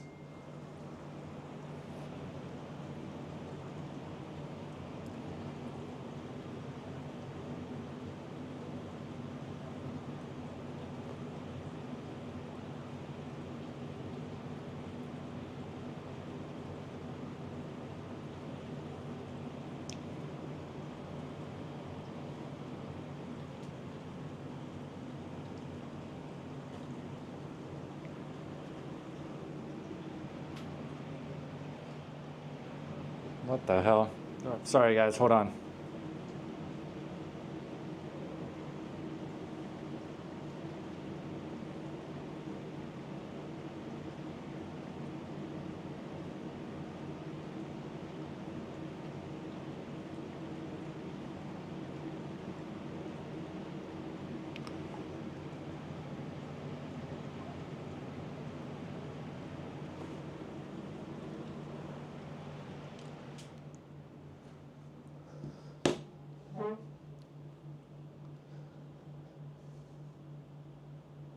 I'd rather smoke weed instead of tobacco if I have ambition. Keyword. Yeah, facts. At least you get something out of weed.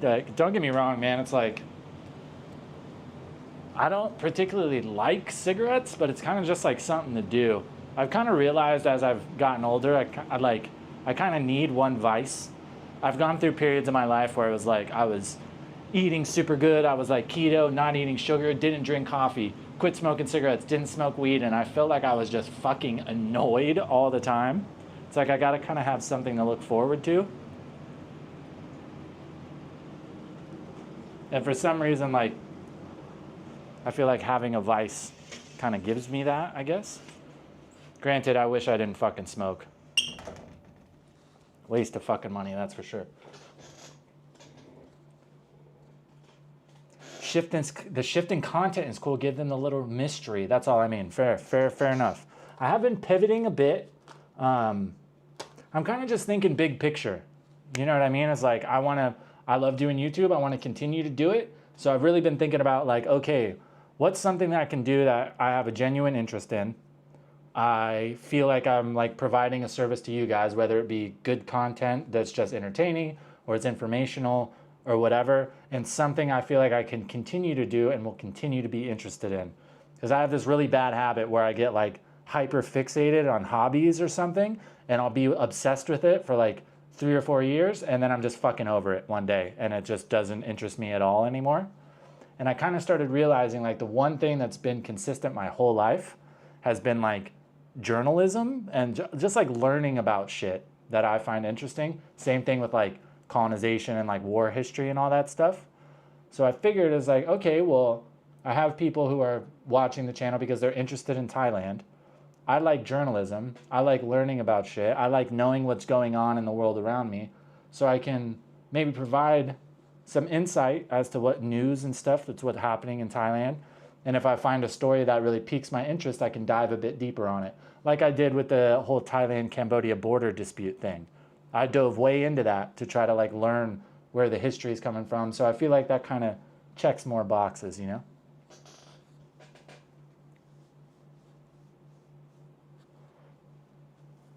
I like your news shit.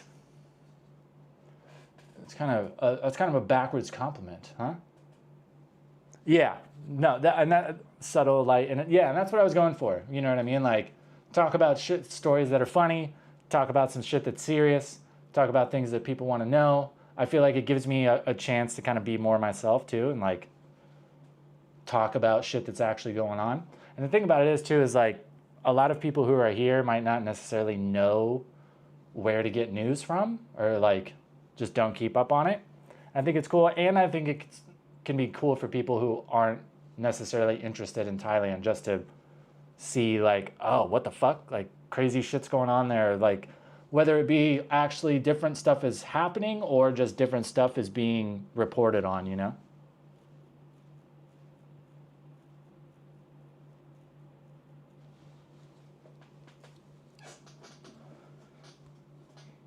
If you look at Tiger, it's popular, not that well researched. Right. And like the thing I like about Tiger is like So I don't really follow Tiger for stuff that is like very informative. You know what I mean? Like if I'm looking for, like with the whole border dispute stuff, I wasn't really looking to the Tiger for that type of information. That type of stuff, I went to like Bangkok Post and some other international sources to like get that information.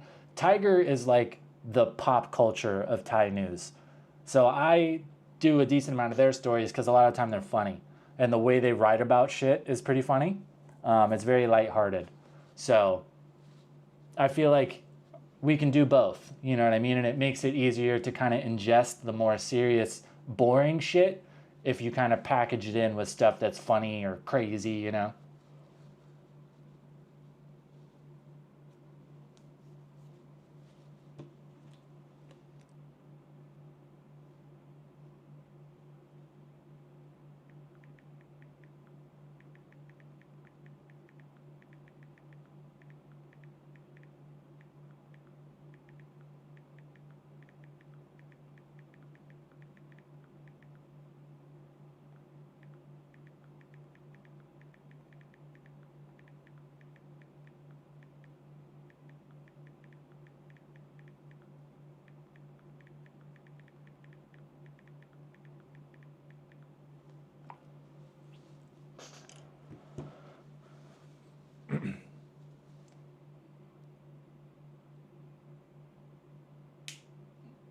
People love crazy shit. Yeah, I think it's funny too because like, especially like people from America that watch is like, so much news in America is all about like pushing a narrative and just getting as many clicks as you can. And that's not to say that Tiger doesn't.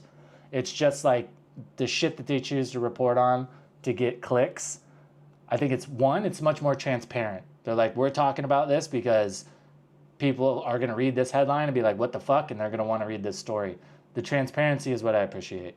But if it's like more serious, quote unquote, stories, there's other people that I'm going to look at.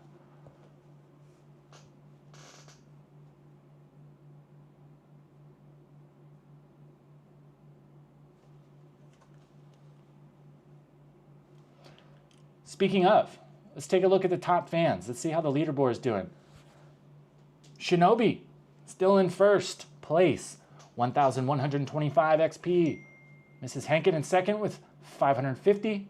JM in third place now with 225 XP. Bajan, fourth with also 225. Fifth, sixth, seventh is Rick, Leviato, and Adam's Belly. Cruising on up, cruising on up. Messages get you points. Super chats get you even more.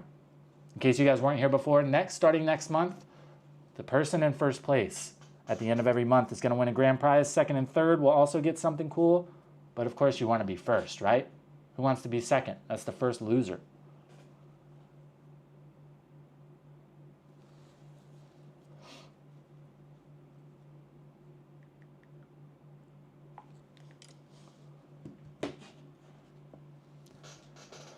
Got somewhat of a family meltdown going on currently. That's the only thing that's kind of been a bummer about being here is like I feel like it's harder to kind of keep everybody in the family chilling. You know what I mean? My mom's good, but grandma's getting older.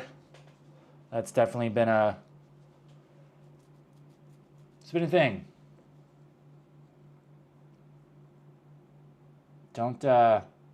Don't wait till tell the people that you love them. Regret fucking sucks, dude. If I've learned one thing in my short life so far is not really anything worse than regretting not doing something. Regretting doing something is much better than regretting not doing something. I gotta pee. I'll be right back.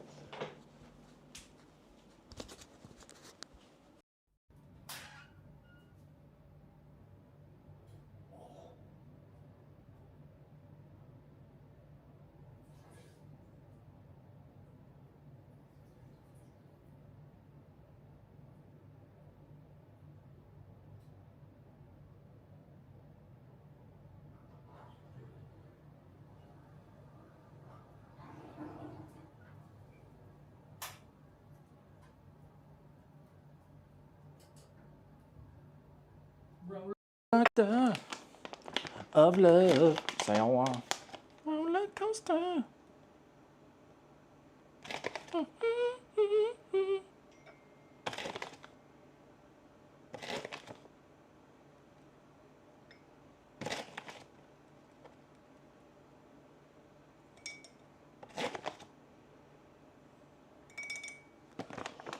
Forgot I gotta drink my fucking vitamins. I got one of like those like Power Green vitamin powder things, you know? So I think I'm a bit vitamin deficient. I don't eat as well as I should. And this shit it's really good for you. You got a ton of magnesium and all that good shit. But goddamn does it taste like shit, dude. Tastes so bad.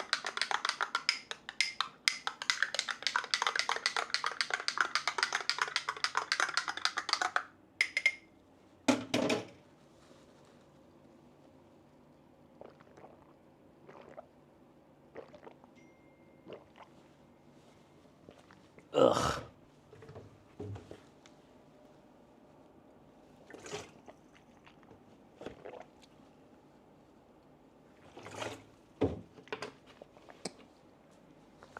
Ugh. Ew. That's disgusting. That's disgusting, bro.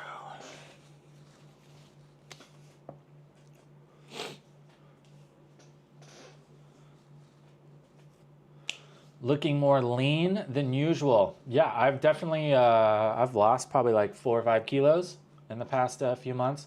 Focusing on eating better, dude. So for a while there, I was just eating nothing but just like processed bullshit. Mostly what it is with me, like I've got like 10, 12 pounds. I've gone up and down between my entire life.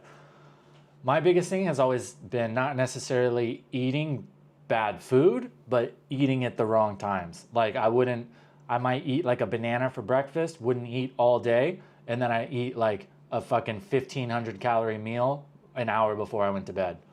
So I've been better about that, kind of spreading everything out throughout the day and just trying to eat more balanced.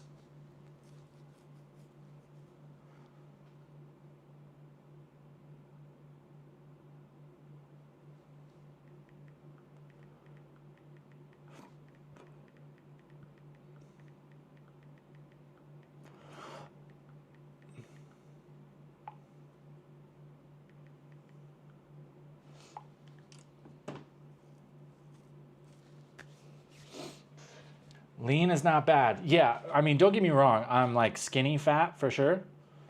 I'm not in shape by any means. Like if I had to run a mile right now, I might die. But yeah, I would obviously rather be skinny and out of shape than super overweight, you know? And I'm still kind of like pudgy. I'm getting to that age where you just put on weight in all the worst areas, you know? But yeah, I'd rather be a bit underweight than super overweight.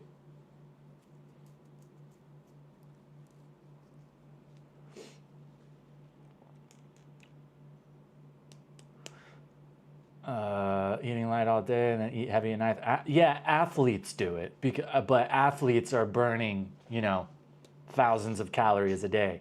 I'm not. So if you're not exercising, eating a shitload of food right before you go to bed, usually not a very good move.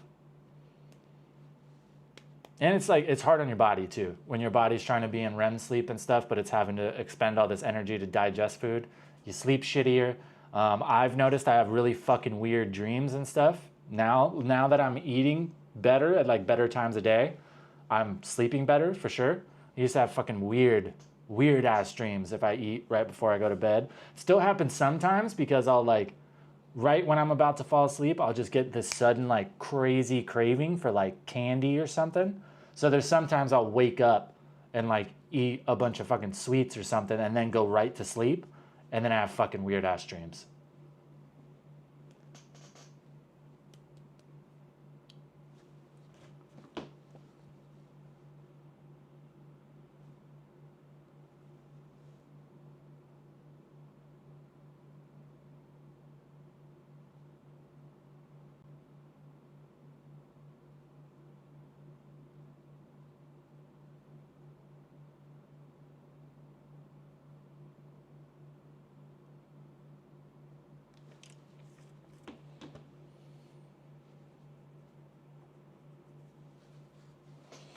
waiting to sell my car right now. Been delayed 2 months to come to Thailand. That's when I was getting ready to come here. That's when it was official. Is when I sold my truck. Cause I was like, yeah. Like I'm gonna go. But I, you know, in the back of my mind, I was still like, am I? And then I sold my truck. And I'm sure you guys know, living in America, like if you don't have a car, minus a very few select cities, if you don't have a car, like it makes your life a whole lot harder. So once I sold my truck, I was like, fuck, I guess I'm committed now. And then I sold my dirt bike and I was like, fuck, I'm really committed. Now I don't got shit.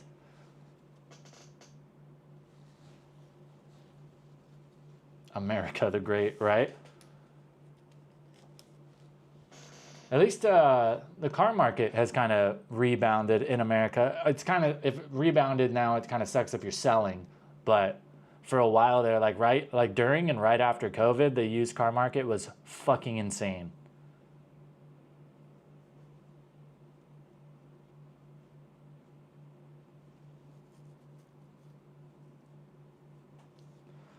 $30K without car and $45K with. Yeah, sell that bitch. No point in letting it just sit there.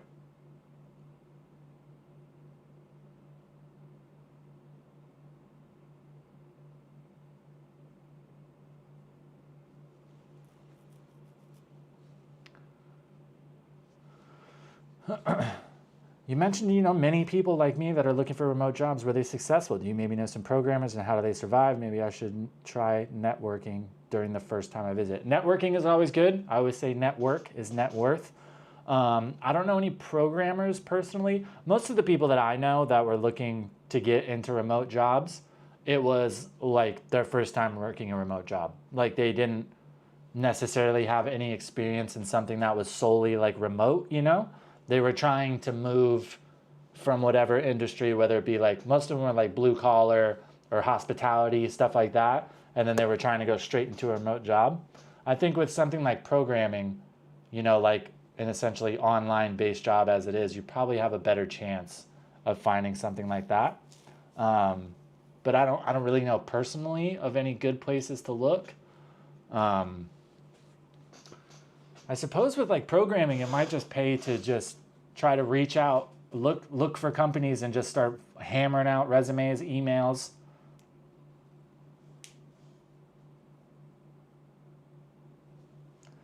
So you say have a mad week. All right, Jam, we will catch you later, brother.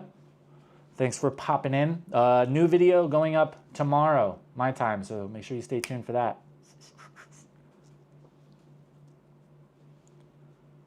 Start passion, become remote. Yeah, I mean, most of the people I know that work remote that are, you know, successful, quote unquote, whatever the fuck that means, most of them are like freelance style.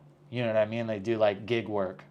So a lot of them back in the day, 3 or 4 years ago, were a lot of like copywriters, stuff like that. But AI has really, I feel like, hampered a lot of that. I think with programming too, I think programming jobs are getting a lot harder to get because AI is pretty functional with that from what I understand.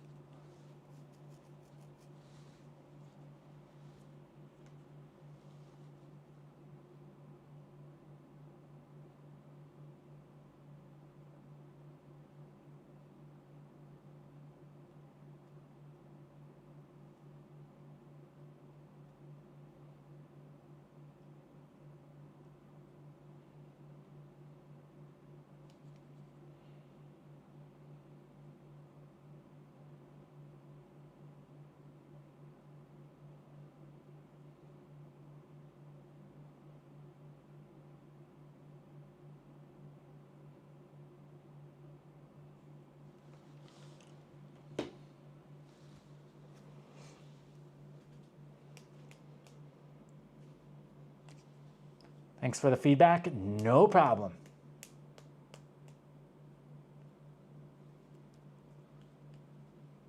I'm a video editor, but want to learn video editing. That doesn't make any sense.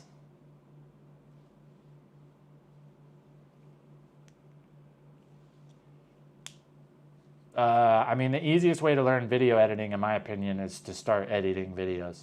The cool thing about video editing, for the most part, is like there's no wrong way to do it. You know what I mean? I think it's really, like, it's an art, as corny as that sounds. It's like there's really no wrong way to edit videos. I mean, minus you if you're working for somebody and they want a video edited a specific way, sure. But like there's no formula to what is the right way to edit something, you know?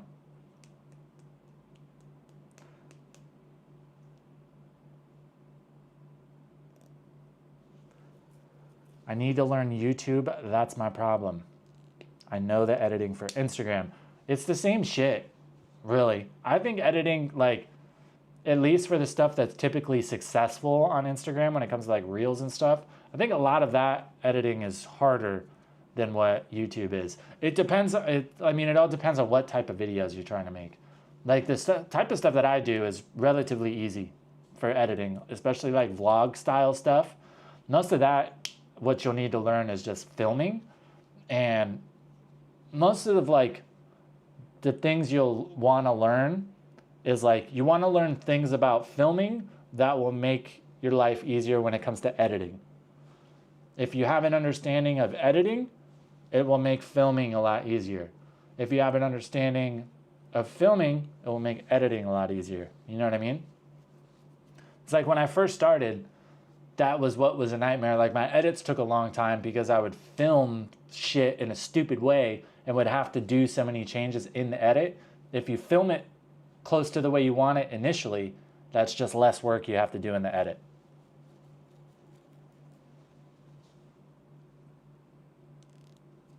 How to make theatrical content. I made 150 art videos at Asian Travels. So theatrical stuff, the best way to do it is, like I tell everybody, that when you're first starting out, emulation.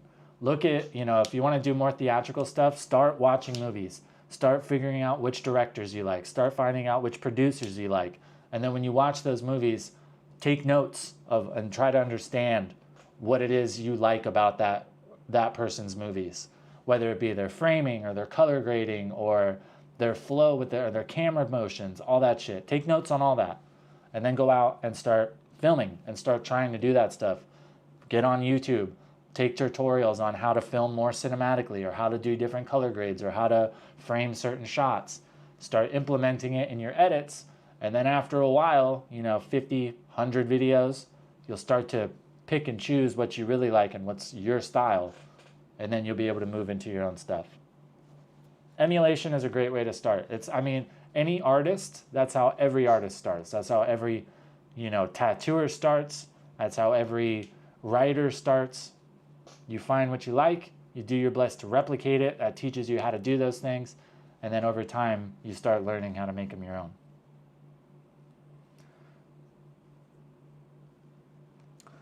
To be honest, the consulting programming gig in Bangkok is pretty competitive. My ex was one of those. Development, outsourcing, salespeople, and there's good local talent. Yeah, dude, and that's one thing I think a lot of people underestimate about Thailand, especially when it comes to like Bangkok, is like the professional world. I think a lot of people think like, when it comes to like Thai firms and stuff, they only want to hire foreigners because there aren't Thais that are at that level. That is so far from the truth. Like I deal with a lot of like media firms and stuff with the channel, and there's some beasts. There's a lot of Thai people that work in those companies that are super fucking talented, and they know what they're looking for. And especially, age of the internet, they are tapped into everything around the world, so they understand what level they need to be at to be competitive. So if you can't compete in those countries that they're working in, you're not going to be able to be included in their company. You know what I mean?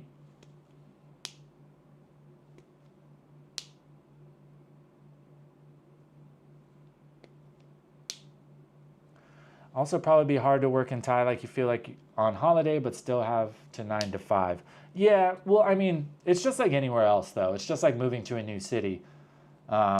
Initially, you're going to feel super out of place, but after a while, it just becomes home like anywhere else, and you get used to it. Yeah, a thing that a lot of people don't think about in Thailand either when it comes to working is the hours.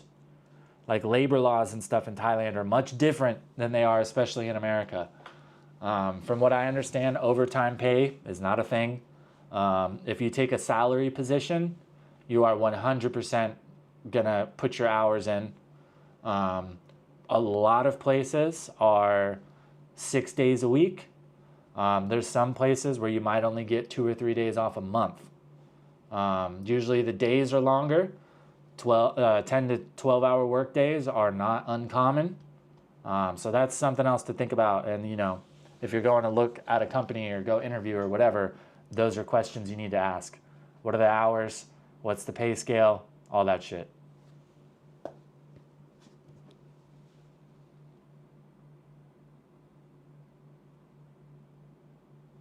I will stop being a bitch and work on it. Yeah, that's what I tell everybody, dude. Just start. We'll say it again. Best time to plant a tree was 10 years ago. Second best time, today. Just start doing it. You know what I mean? The thing that I still do to this day, every single video, I try to learn a new thing or try to improve on something that I've already learned. I go through like spells. When it comes to YouTube, like I'll spend 2 months where I'm trying to learn to do better thumbnails, better titles, get better at Photoshop, get better at making thumbnails. And then the next month I'll move into filming. Okay, for these next 10 videos, I want to improve on my framing. I want to focus more on this.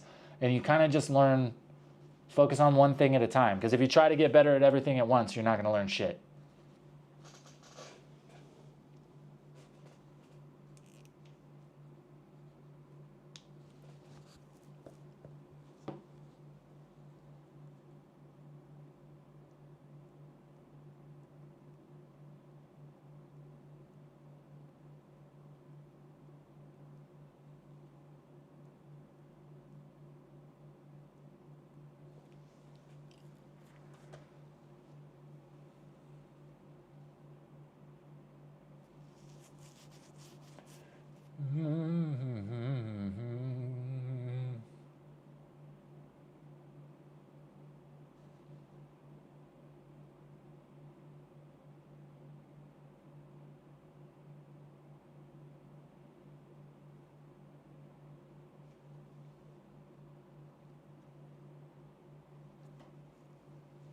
Bro, like I appreciate it, but the YouTube, like using this computer, the same computer I'm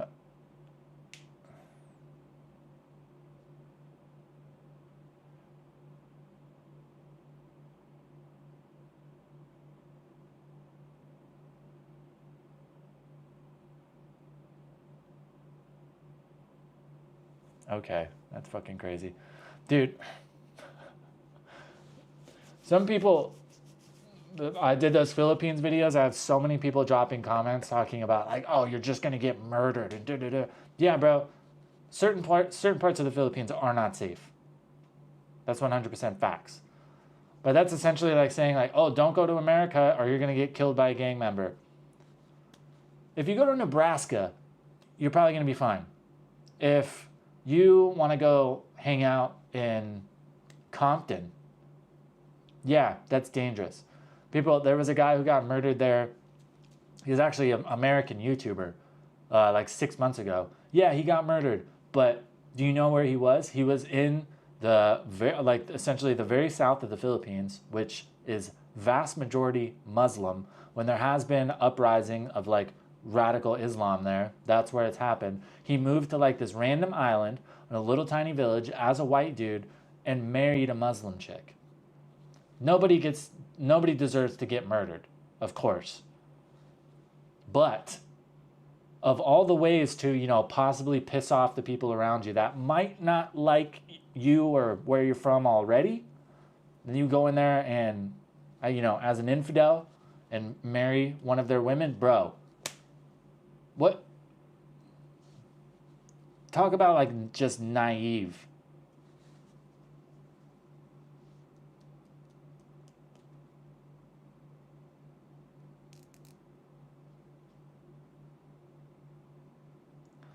Might have to try to build my own thing like an agency or a software as a service. Got to lock in. I mean, I think that's one of the best ways to have success. You know what I mean? Like, and it's kind of getting to that point, dude. And it's the sad reality is like, even with you, if you're with some company now, like there's never really any stability. All the time, there's people that have been with a company for 35, 40 years, have overperformed, have been a great employee, and then they just get fucking laid off. Like it's scary to kind of take everything into your own hands, but at the same time, then if something happens, at least it's on you. You know what I mean? You kind of control your future. The only thing with like building, it does take time to build something like that. That's the only thing. It's not going to happen overnight. It's probably not going to happen in a year. It's probably not going to happen in 2 years.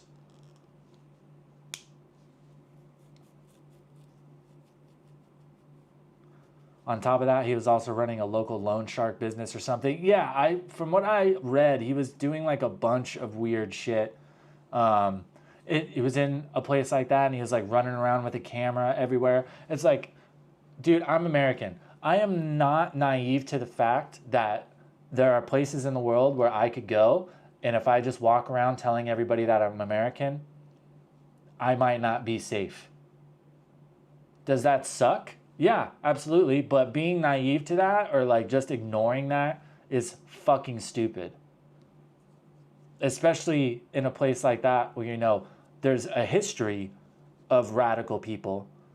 And of those radical people, the country you're from is usually the country they fucking hate the most. And not only are you there as a person from that country, you went in there and married one of their women, which, you know, most of the time, those type of people are very against interracial marriages or inter-religious marriages, whatever you would want to call it. Like, yeah, bro, what the fuck do you think was going to happen?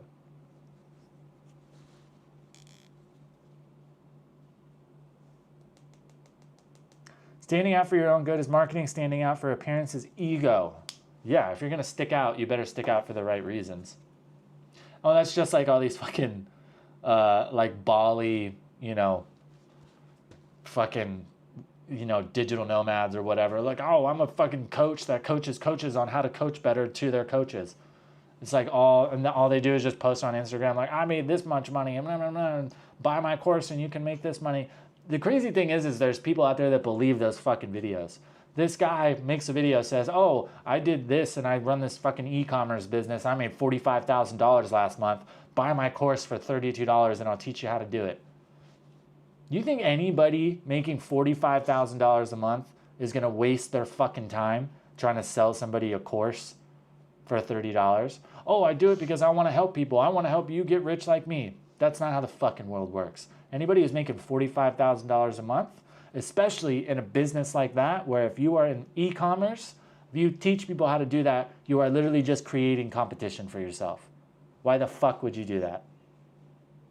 If I'm selling a product and having great success selling X product, why would I teach other people how to sell that product to the clients that I'm trying to sell that product to? And people believe that shit. They pay for these fucking courses. I'm like, dude, come on. I've caught myself thinking about it. I'm like, fuck, dude, should I just do it? All you got to do is hop on, you know, whatever AI, make some fake fucking screenshots of a fake bank account and some fake sales records, make a few videos, rent like a luxury car for a day, rent a luxury villa for a few days with your boys. Everybody goes in there. We all film our own videos. We film 20 or 30 videos a piece. We can post those over the next 2 months. Boom, boom, boom. Rinse and repeat. Do it in 2 or 3 months again. Everybody throws in, rents the car for a day. We all do the same thing. Bro.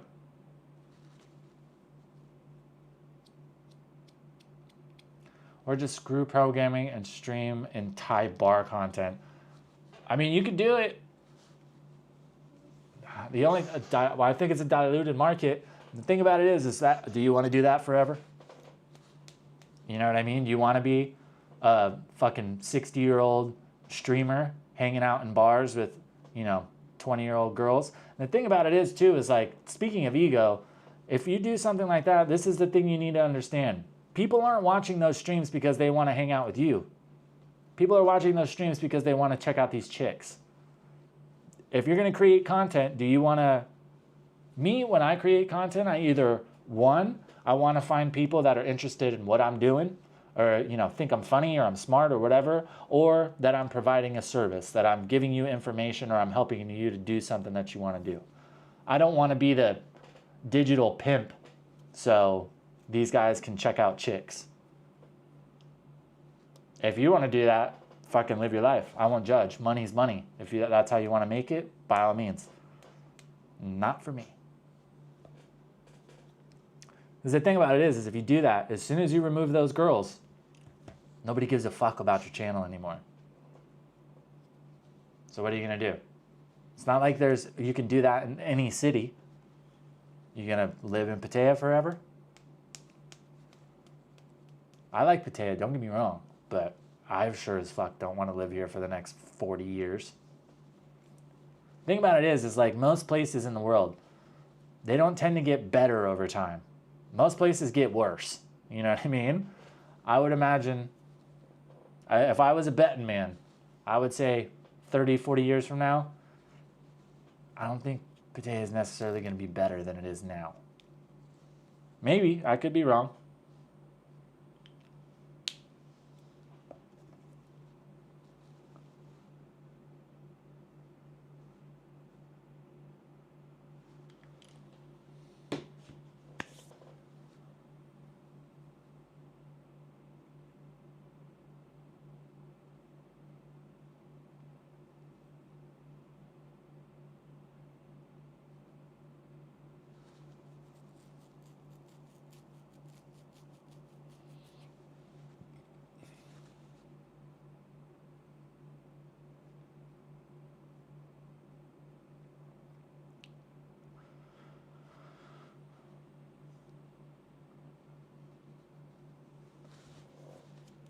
All right, damn.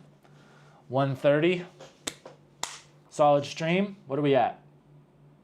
3 hours and 15 minutes? 3 hours, 28 minutes, actually. That's pretty solid. I think I'm gonna try to get to bed, guys. I appreciate y'all hanging out. Thank you so much. New video tomorrow. Tomorrow my time. It's currently 1 a.m. If you guys are back home, I guess it'll still technically be tomorrow for you. Are you also live on other platforms? Because I see you read 2 chats. No, I've just got 2 monitors. I'm looking at other stuff. I'm like reading emails and shit. When I get a new computer, we'll multi-stream. Yeah, we'll hit the top fans real quick. Number 1, Shinobi, killing it, 1,125. Second, Mrs. Hankin. 3, JM. Then goes Bajan, Levado, Rick, and Adam's Belly. 5th, 6th, and 7th. Everybody who hit the super chats, I really appreciate it. Anybody who's still in here and you want to hit them up, by all means, I'll leave the stream open for a few extra minutes. Super chats work great.